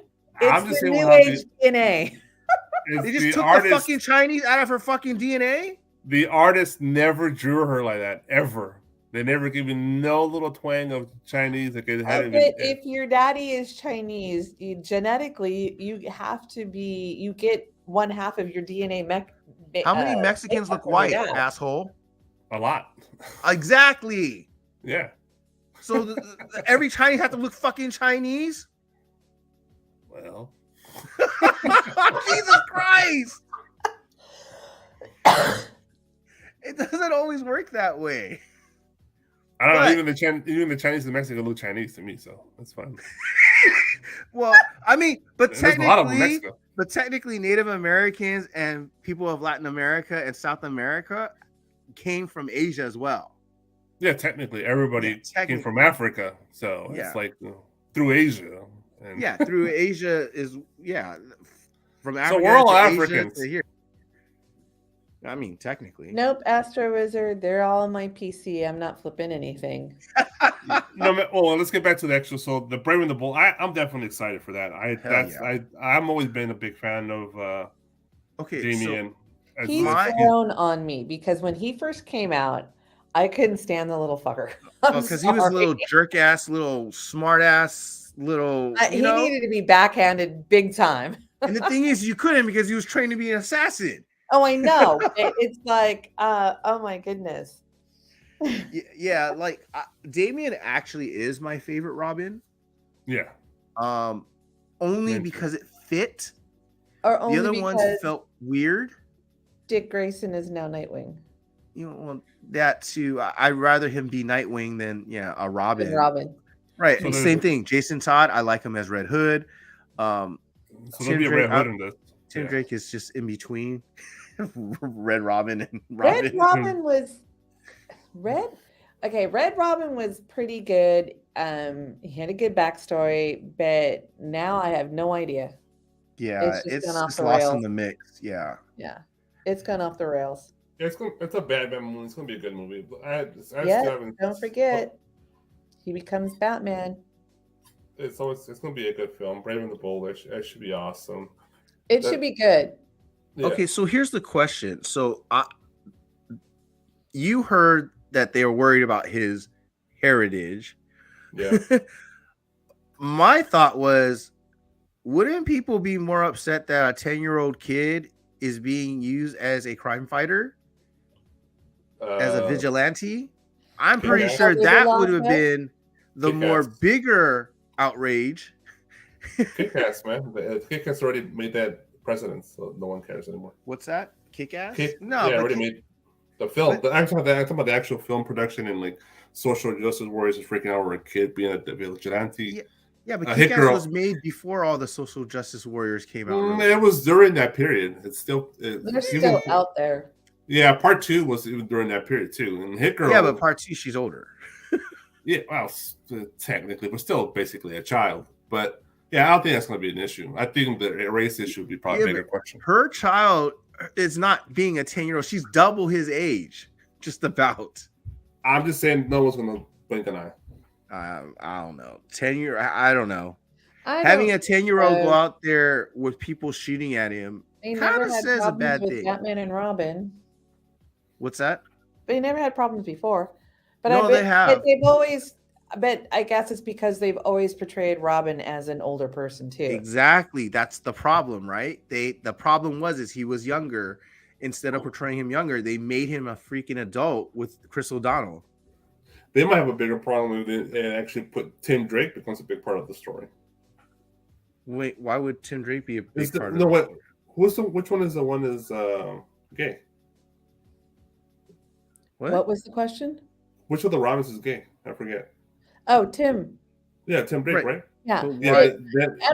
That's one thing I don't get because he banged the shit out of Stephanie and all of a sudden he's like going, okay, I want some boys now. Well, he's bi, right? He's probably bi. Whatever. They write That book Yeah, is not Grayson's bias. selling very well because one, it's forced. It's not written really well. But if you write a character, it's out of nowhere. Yeah, I and agree. then they happen to be gay, but that's not the full story. You know, that's the focus. Then it doesn't matter. The whole backstory on Kate Kane, as far as being Batwoman and Renee Montoya, nobody. When you read the storyline in before New 52 and in New 52, you could care less. It was a good story. It was a good read. It was a good book. Who cares she went home to a woman? You know, it didn't make a difference. But when you write things that their sex life is the main focal point, it's like nobody cares. Yeah. I don't care if they're hetero or gay. If all you're doing is writing a sex book, you might as well just write a porn movie. But like in the U.S., that's not going to be an issue. But like countries like in the Middle East or in other parts of Asia, that might be a problem. Always an issue. It's always an issue. Yeah, and that hurts the bottom line. So I don't know if like that character would make the film, right? So it definitely just might. It should just be Damien, anyways. And maybe you'll see Nightwing. I have a feeling we will get a couple of Bat family members as well. Yeah, extra. Especially since, you know, Nightwing's hooking up with Babs again. I mean, yeah, you never know. We'll probably see Nightwing. This could be far enough where Red Hood exists already. Yeah. Lazarus Pit. So so based on this the other film we were talking about, Supergirl, that's gonna be an expensive movie. It depends. Because if they follow that story, that's gonna be expensive. Right. Well, but I don't think I think it's going to be inspired by the story, but I don't think it's going to be the exact story because that's a lot. She travels from planet to planet, right? Right. So I mean, but if you keep her on that rock instead of like her trapped there, instead of being able to leave it, then maybe you have a better chance to keep it lower on the budget. Where the focus, it's still gonna have a lot of special effects for that, and you have to build that whole thing up. But still, isn't the story like her going to planet to planet, helping people and stuff, and her character arc growing throughout, and just going from planet to planet? So I don't know. I think it's kind of essential for the story if they don't tell the story. Maybe, or they can do it where she's helping everybody on that rock as much as she could. Well, that's why it's a movie, right? Movies have bigger budgets, so yeah, that's true. But I don't know about a Supergirl. I would guarantee that budget's going to be lower than the Superman one. And it's not the Supergirl from the Flash film. No. We don't know yet. No, it's what I heard is definitely not her. That's an absolute, Jeff. I cannot deny or confirm, sir. I don't know. But I did want to see something about the Batman and Robin. So people are saying, oh, well, if Damian is around, is the Robin, was there a Dick Grayson? Was there a Jason Todd? Yes. Was there a Tim Drake already? Yeah. Yes. Okay, so you're all saying yes. Yeah. Are you saying Batman's in his mid-40s? Probably late 30s, let's say. Late 30s. He had enough time. 38. So in 9 years, he had enough time to have 3 Robins? Yeah. That's a dangerous job. You go through those quickly. Come on. But none of them are dead. Well, yes, Jason Todd is dead. He was resurrected by the Lazarus Pit. So you got to call in on that one and decide his fate.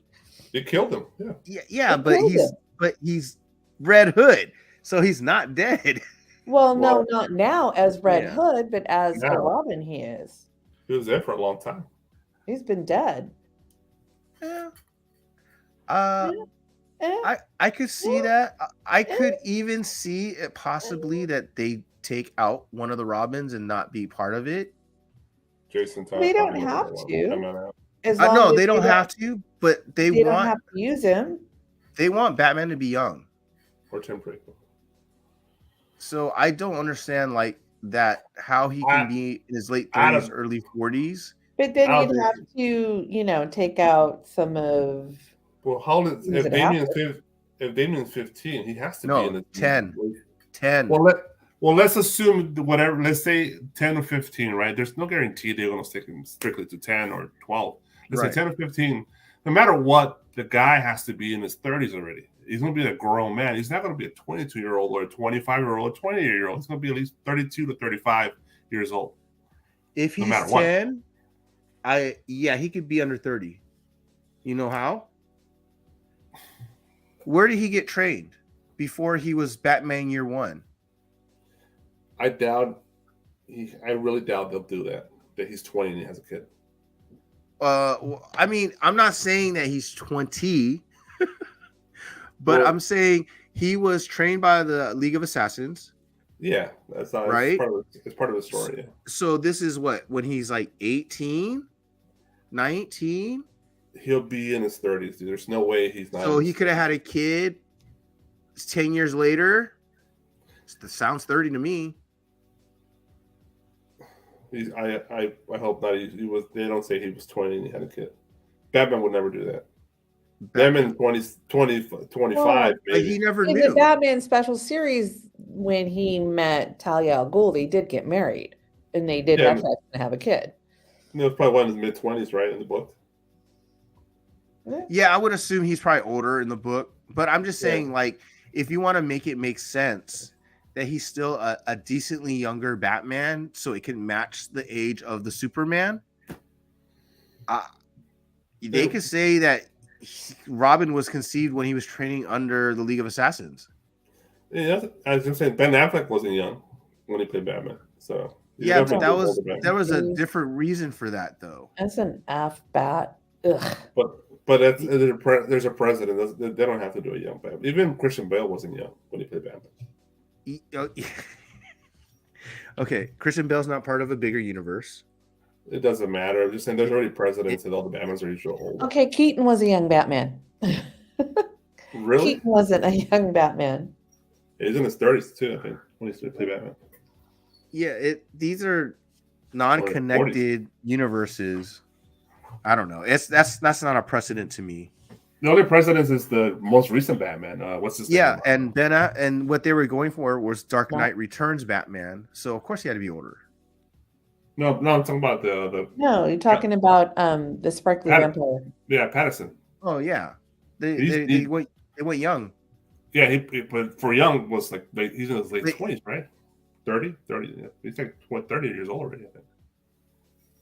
This is year 1 Batman. It's or year 2, right? Yeah, it's year 2 Batman. So he's got to be in his early 20s.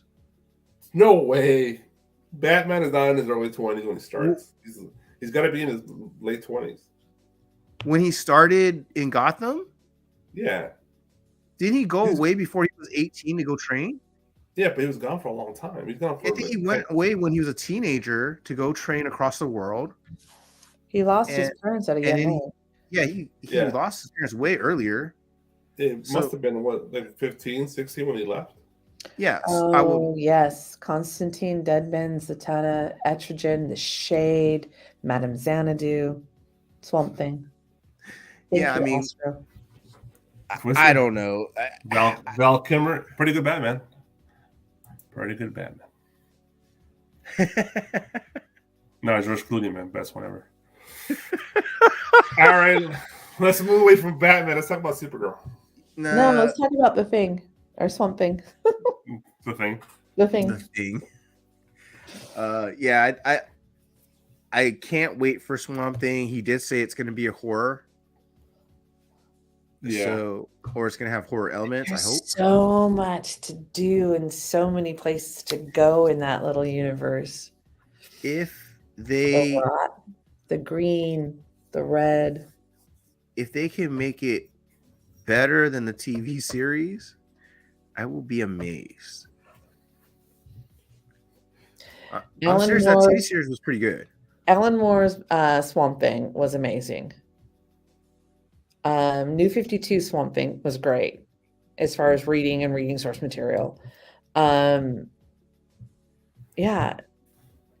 there's lots of things you can do with him, and not only that, if it's going to be dark and gritty, there's a connection between him There you and go, Big Rob. maybe the long-awaited Justice League Dark that everybody wants. No. Yeah, Rob shaking his head. No, Batman early 20s still. Arguing over here about that. Oh, Batman. I don't even know. I don't even understand that, because even the previous Batman, not Ben, before Ben Affleck, he said he started in his early 20s as Batman. It's kind of, I think it's a known history. No, but I think the original discussion was that they're going to hire a young actor. I really doubt they're going to hire a young actor to play Batman. I mean, I'm just saying. Write me a good story and I'll be happy. Yeah, overall, of course. I love the last Batman. It's definitely my favorite film of last year, 2022. Do I agree that Batman should be slightly, at least age-wise, older than Superman? Yeah. You need a more grizzled, at least more experienced Batman when Superman starts his superhero career, I guess. Just because you would think he has experience, so he needs to be one step ahead of everybody. Plus, he's going to be a dad. He already is. He's got files on everybody, how to stop everybody, how to get rid of everybody if anybody goes off rail. First of all, he never knew he had a kid, so who cares if he's 30? I don't want a hipster sneakerhead dad. I want a grizzly old veteran dad. But the Batman is never going to be a hipster person. Well, not in my world. Nope. You're a 21-year-old playing Batman. A 21? What? He's going to be on Twitter all day. How did you get 21 when I said 30? I got the video to prove it. Play it back, sir. Throw the red flag. All right. But yeah, Swamp Thing, I'm looking forward to. I really want them to really dig into the Nexus and everything like that.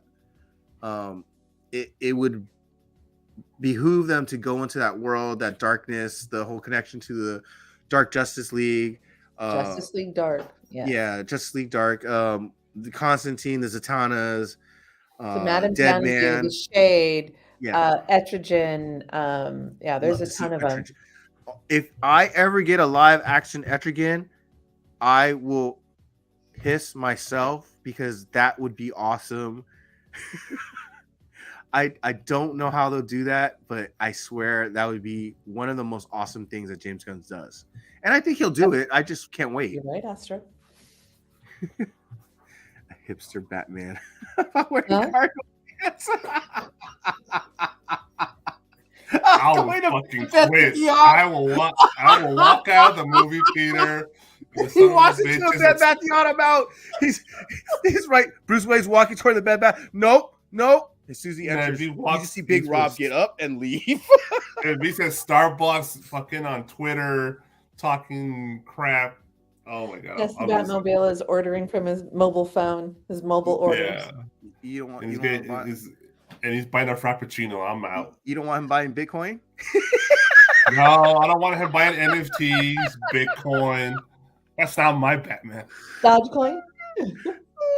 I swear to God, if that's the Batman, I'm out too. I want my Batman drinking bourbon with a grizzly beard. Bro. I know. But yeah, I'm actually, out of all of this, obviously I love Superman and Batman. The fact that you're bringing my favorite Robin, that's a bonus. The fact that it's going to probably be that beginning story of them first meeting each other, and that's going to be awesome.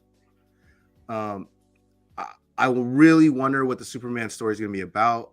The Supergirl I'm looking forward to, but kind of what Big Rob said, I am curious about the money that they're going to put into it. I'm waiting for Swampy. Bats and But the Swamp Thing, yeah, I'm actually really excited about. And they better do something good with it. are on I the think list. all the people who are deep into comic books, that's probably the one that everybody's waiting for. I think the general audience is probably Batman and Supergirl. I think those are two of the ones that are probably going to hit And financial wise. Superman. I Superman mean, too. there's a But lot of Superman fans out there. I could see Supergirl doing like it could be like that Captain Marvel moment where it makes $1 billion situation, you know? Yeah. Because they But could attract the more general audience. I think big DC fans are really looking forward to seeing what they're going to do with Swamp Thing. Yeah, that's for the hardcore for sure. Yes, us hardcore fans are really looking forward to that because there's so many ways you can go. Yeah, I hoping that the stories are so well written that these are billion-dollar franchises. At least the first two. Just give me at least the normality that the top 3 people in your universe, which should be Superman, Batman, and Wonder Woman, that they're billion-dollar franchises. Yeah. Treat them like that. We'll see, right? Please treat them like that. They are special characters. They have a history longer than Marvel's existed. It all depends on Discovery and what they do with the company. Really, I think they're on the right track. The guy who's in charge of Warner Brothers and Discovery, I mean, they might sell it, but he said from the very get-go that DC was their most important asset. 100% it is. And so they better treat it well too. Yeah. Well, they haven't. In my opinion, they pissed all over it. In my opinion, they have started the process of making things better by their hiring already. It makes things better for the whole comic community to have DC be up there along with Marvel and not this, DC Marvel thing. It makes better for the books. It makes better for the collecting. It just makes it better for everybody. Yeah, I think it's it makes the comic book genre more diverse. In movie wise, right? Because Marvel has been doing their thing for a decade and a half, and people are somewhat getting sick of the same type of movies. Shit over and over again. I'm not tired of it, but that's but other people are, and that's fine. The normies are the ones that getting tired I get it. I get it. Some of the people who are hardcore fans, they're a little over it too, because they're like, "Oh, that's just too much jokey joke." It's too much funny. That's too much in Thor Ragnarok. In the end, I know I'll never get tired because I remember the years when I could just imagine an Iron Man film. That's what I say. I'll never get tired of this stuff. And the fact that DC is different from Marvel because Marvel is owned by Disney. The fact that they can do more R-rated movies or more grittier storylines. There are so many ways that they could have done Doctor Strange in his world, but that they're capped. Disney says no. Mm-hmm. They got some merchandise. I don't blame them. Oh yeah, but it's selling merchandise to all. I mean, you're gonna get the comic fans, but it's the non-comic fans that they're trying to gear it more towards. It seems to be. They could have made it scarier and still PG-13, but they just chose not to. It's a baby. Yeah, so that sucks. Yeah, and that I'm hoping it's done well. Swamp Thing, as far as being edgier, grittier, darker. Yeah, or bring that horror aspect of that world in, which opens the door to everything else that is in the mystical realm of DC. But that's why I think Swamp Thing's there. That's the introduction. That's the doorway. Yeah, it's like so you have to have your stable. So you have your Superman, Batman, and Wonder Woman storylines going on. You have Paradise Lost. You have All Star Super. I mean, the Superman Legacy. You have the Brave and the Bold stories. Okay, so you've got that basis, and then you're building around it. Well, you want the weird creatures. So you've got the creature commandos of the world, and then you've got the magical, mystical parts where you're talking to Swamp Thing. You've got the future space stuff with Booster Gold and Lantern. So like you're building these pieces right there. And kind of with Blue Beetle because oh yeah, Blue Beetle too. Because of its alien technology that's invaded him. So yeah, so I mean, I talk to the Scarab. I think they're in the right direction overall. Yeah. I do want to point out one thing though that I don't think a single person's ever mentioned. So they're talking about the Creature Commandos and the Superman movie and the Waller series. Okay, I'm gonna speak about those three. Those three are all James Gunn's ideas.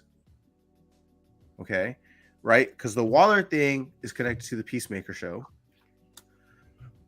Before, when everybody remember when James Gunn got fired, and then DC and Warner Brothers went after him, and they literally told him he can do whatever he wants, pick anything. There was nothing off limits to him. I'm guessing he picked the Suicide Squad, and on top of that, if it was going to be successful, I bet he mentioned Superman. And then after the success of Suicide Squad, they asked him to do more. And this was a story already written out there that he was going to do more for Warner Brothers in the DC realm. He was making Peacemaker. While they were talking about Peacemaker and they were making it and they were releasing it and we were all watching it, remember they mentioned that, there's other Suicide Squad members that might be coming back too that he's going to do. Waller was one of them. And Weasel was the other. There was always a rumor about Weasel coming back. Well, Weasel's in Creature Commandos. The 7 episodes are already written in full. So that means he started on that before he was even hired to become the DC CEO, co-CEO. So that was already done. On top of that, that Waller was probably already connected to his Peacemaker show. That was probably already going to be done. And he was already writing Superman before he got hired. There was a rumor about him writing a Superman movie already. So all of this is all his ideas. He had at least 3 of these ideas that he was working on before he was even hired to be co-CEO. Well, I think there's a process when, as far as like negotiations, to be hired at that high of a level. So he was probably pitching things to be that when that position opened. He probably wrote these to pitch his ideas in his future or how he sees the future of the DCU and this company moving forward. And so those could have been things that were that he had written in the works to help not only him secure his position, but also to move what he wanted with the DCU. I could kind of see that, but I also the timing doesn't work out in the sense of when Discovery took over, when they started making changes to the DC properties, and the CEOs and stuff like that. So those rumors came before they were actually purchased in full, like before Discovery actually took over. So the rumors of him writing in another Suicide Squad member, another show, that was way before, because that was around the Peacemaker time, which was before they got purchased. So I'm pretty sure he was working on the Creature Commandos and what was the other one? Waller before. But why the Creature Commandos? Why? I mean, this is the series came out and it was pretty good. Frankenstein and the Agents of Shade. Similar. Agent of Shade, right? But they were, I mean, similar. It's kind of a creature type of group. So why them? Yeah. It's James Gunn. Okay. It's James Gunn likes those weird second, third, fourth tier type of characters. Oh, that's They what these speak to are. him, Yeah. huh? That's kind of what these are. Yeah, and I think it's I think he wanted to do everything, where he wanted to do a movie, a series, and an animation. Mhm. And he literally is doing all three. So I think, and I'm sure if anyone actually interviews James Gunn, they could probably ask these questions if they wanted. And I'm sure this was all started beforehand. Like, if someone asked him if he started those projects before he was even hired to be co-CEO, I bet he was. I'd bet a lot of money it was before he was even asked to be CEO or even, considered. Mhm.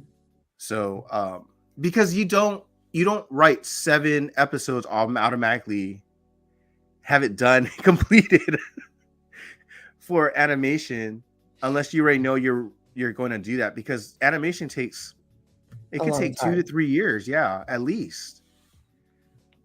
And so that makes me think that he started that a lot earlier. And that was the things he was hinting at too, because he was always hinting at other Suicide Squad team members having another series or show or movie Spin-off. Yeah.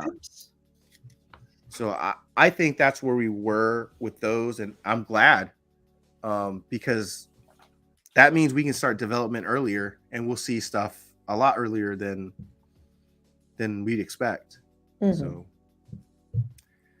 I don't know. What do you guys think of everything that they announced? Is there anything you guys like, don't like, anything that you wish he announced that he didn't? Oh, you want more? Any Okay. questions that you still have? It's in general, it was a good presentation. A lot of hope here. We'll see. It's a lot of hope. We'll see what they actually conclude with and actually present to us, and when they actually trailers. We'll see trailers and pictures and the actual film. But it looks like he has a lot of great ideas, and hopefully he can actually fulfill in general. Did I miss anything either? Did I forget anything besides the lanterns? And if you did, you're fine. We covered enough. It'll be discussed, and when we, especially if we hear more about whatever you forgot.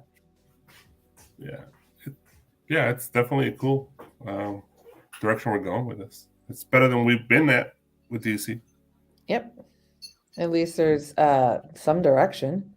There's a plan. Yes, that's the important thing. It's always been the important thing. They have a plan. There's a plan and a method behind the madness, right? Yeah. That's what I want, and that's what is going to get them somewhere. Not everybody might agree with the plan, but there at least is a plan. Right. And and everybody might not like everything that comes out, but it looks like there's something for everybody there. Mm-hmm. Yeah, for sure. Yeah, I think there's a little bit for everybody. I think just like you said, yeah, it's not necessarily for everyone, and we probably have some questions about how well some of these projects will be. But I mean, give him the benefit of the doubt, because he made us love a talking raccoon and tree. So and Mary Poppins. Yeah, he got Chris Pratt in the best shape of his life. You know what I mean? Like, Nebula and Gamora are probably some of the best stuff in the whole Guardians, and Drax is amazing. He got Batista to become a pretty darn good actor. That's a lot. That is a lot. He became an okay actor. He became even what? He became an okay actor. Okay. From what he was to what he is, I think that's a leap and bound kind of thing, considering what we expected. Yeah, we went from 0 to at least 6. I'd say even negative. 0 to 60. Yeah. I mean, you guys coming from wrestling, and he didn't talk much when he was a wrestler. He still He didn't talk do a lot of much. promos. Yeah, Drax didn't talk much, but No. this growing bond. Glass Onion, I haven't seen Glass Onion how he's doing in that, but in the new movie right there was it the Log Cabin, whatever that new one. Knock on the Cabin. Or Knock on the Cabin, yeah. I heard that was good. Is it good? I haven't watched it. I don't know. It's I forgot who directed it. Well, and that note, I think we're done. I think we are. All right. So, Doreen, where can we find you? You can find me on IG at BotMike00. I do have a private page, but just shoot me a request. More than likely, I will follow back. And I do have a YouTube channel with no content. Yay! When I learn how to use StreamYard and the whole 9 yards, maybe I'll have content. Nice. Awesome. So everyone, please go give her a follow. Thank you so much. Thank you for being here. Thank you. Thank you for having me. I can't wait to see you in like a month or so. Hopefully earlier, but we'll see. Yeah. Oh, did you ever get the comic book? No. You never sent me the comic book, and I never paid you. I might still have it. Let me go find it. I'll have to go find it. Bring it to Near Mint Sundays. Yeah, yes. March. We're almost there. For sure. Yeah. All right. Upcoming shows. What do we got here? Nearing Nirvana has a variety show. So today is Wednesday. So I don't think we put the slide in. I don't remember if you did. But Thursdays on Nearing Nirvana, it's going to be the Long Story Short over there by Mr. Longbox. And I think it's at 6:30. Please don't quote me on that. Please. But definitely check your notifications. Make sure to hit that bell. And you'll know. Yep. And trust me, they give out so much great information. I think it's an underrated show. It's a little long-winded because there's so much good information that people don't know about, and they're extremely smart. They know what they're talking about. There's a lot of ghost books out there that they love. I feel intimidated, so I will never go on that show because I don't have that much knowledge about comic books. So if you want a lot of knowledge that people don't have printed out there, just go check them out.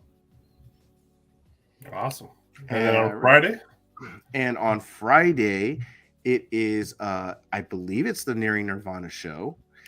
And is it comic book? Women's on Tuesdays, right? So, so Nearing Nirvana, they usually talk about, pop culture, anything in the news. General topics. It's just a nice general show with the ladies there. And you should go check them out. I'm sure they have a subject for that show. So make sure tune into make sure you're subbed up to the YouTube channel. Again, bell notification, and also check out their IG. I'm sure they have information on there as well. Mm-hmm. And on this Saturday, it's beginning to look like there's not going to be no Saturday morning toy box because I'm going to be a little. Well, I don't know. I haven't heard anything from you guys.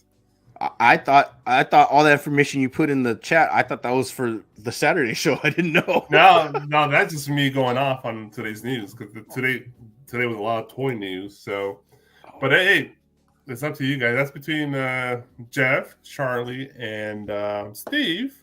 If they want to do, but for sure, there's going to be that video game show that Charlie does that Saturday night. So that'll probably compensate for not having a Saturday morning toy box this Saturday. We'll see. Let's see what the guys decide. But officially, I'm not going to be there because I'm going to be a little busy. But I'll definitely be back on what day is that? That is the February 11th. That I'll definitely do a Saturday morning toy box on that show. So that show is just dedicated to toys. We'll review that week's solicitations, new releases, and pre-orders in the toy world. We're talking NECA, Sideshow, Hot Toys, whatever you want to think about, Mattel, Hasbro, all the toys. We'll discuss it. And if you're curious about toys and want to know more about it, definitely watch that show. That's typically on Saturday mornings, 10 a.m. on the West Coast, 1 p.m. on the East Coast. And it's something we do consistently, but I don't know if we are going to do it this particular Saturday. So yeah, we'll see. Because also Steve, I don't know how well he's going to feel. Yeah, he might still be sick. So It might not happen this Saturday. We'll see. We'll see. But definitely the Saturday after.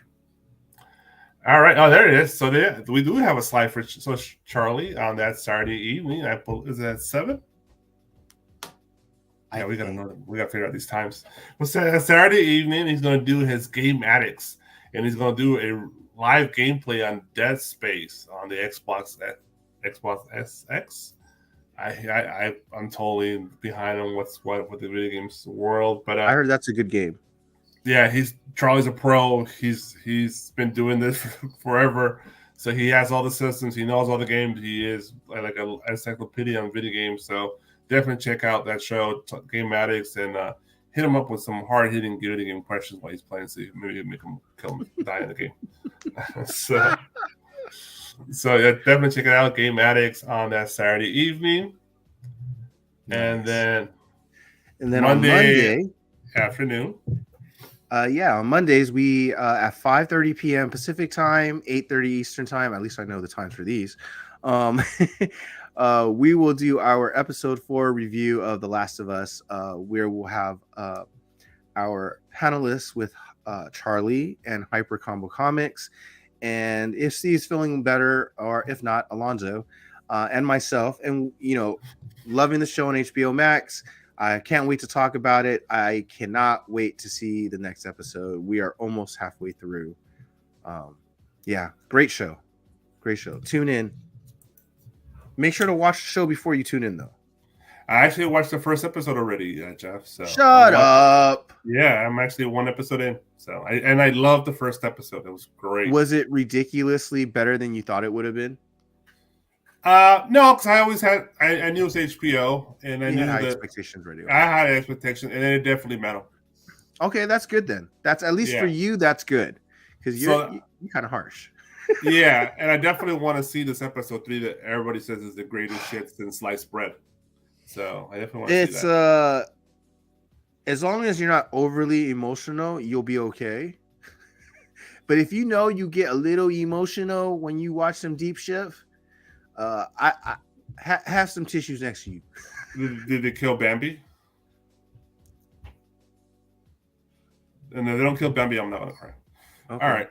Well, sort of. I don't want to. Okay, we'll leave it as that. Yeah. So also this Monday, and then of course right after The Last of Us review episode 4. Yay, cover lovers!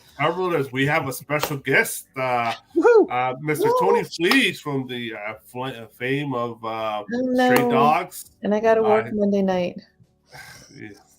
He's going to join us for that particular cover lovers. So that's going to be awesome. I got to meet him on that LA Comic Con. This is how this whole get him on the show thing happened.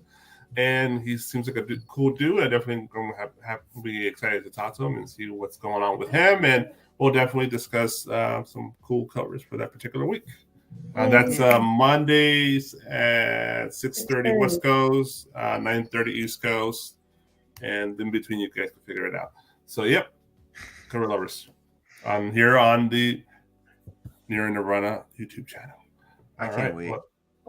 And of course, on Tuesdays, it is Comic Book Market Report by the Comic Book Women. And they'll discuss they'll pick a particular character and discuss all the key books for that particular character. Or it's a great show. Or writer. Or writer, an artist. Yeah, this is a badass show. I love this show. I try to watch it live when I can. These ladies are so knowledgeable. Yeah, Jen's ridiculous. She's like an encyclopedia, bro. Yeah, the rotation of the girls changes from time to time, but it's it's usually a good bunch there, and they have a ton of knowledge. And definitely check out the show. It's funny, it's fun, it's knowledgeable, it's all that. And the chat is always jumping, of course. So, and announcements. Hear ye. Use code Nerdvana14 for 30 days, unlimited cover price for only 99 cents for new members and the basic members only. So type in the word Nerdvana14 and you get 30 days for unlimited cover price for 99 cents. Yeah. Nice. And here you go, Jeff. Go for it. And over there at Bird City Comics, you want to get 10% off your purchase. You got to type in Teenage 10 at checkout. Of course, they have great story exclusives. Always story exclusives coming out every week. Recently, man, they've had some of the best ones, and I definitely am going to be broke after paying for mines. So if you and trust me, they have a lot of stuff that sell out. So if you need to go in and get it, type in that code in real quick so you get that 10% when you check out. TNH 10. Especially this Friday, that Nintendo Power homage. Oof, it's banana. Yep. When Trish Foster did that cover art. So, all right, and of course, don't forget DisplayGeek.com. Save 10% with the code word Team Nerdherd on your first purchase of their beautiful Funko Pop displays that, of course, Jeff always has in the background. Save 10% with the code word Team Nerdherd. And give them a chance to check out the website. Visit it. There's a lot of cool stuff on there besides shelves. DisplayGeek.com is a great website. Check it out. And you can display anything in those. You don't have to display Funko Pops. You can display your figures, action figures. All works. Yes. I was like, my face too close to yours, sir. Cheek to cheek. Thank you guys so much for coming out to our Mondo Mail Call. Thank you so much, Doreen. Thank you guys. Thank you guys for having me. Does anybody else have anything else to promote and say?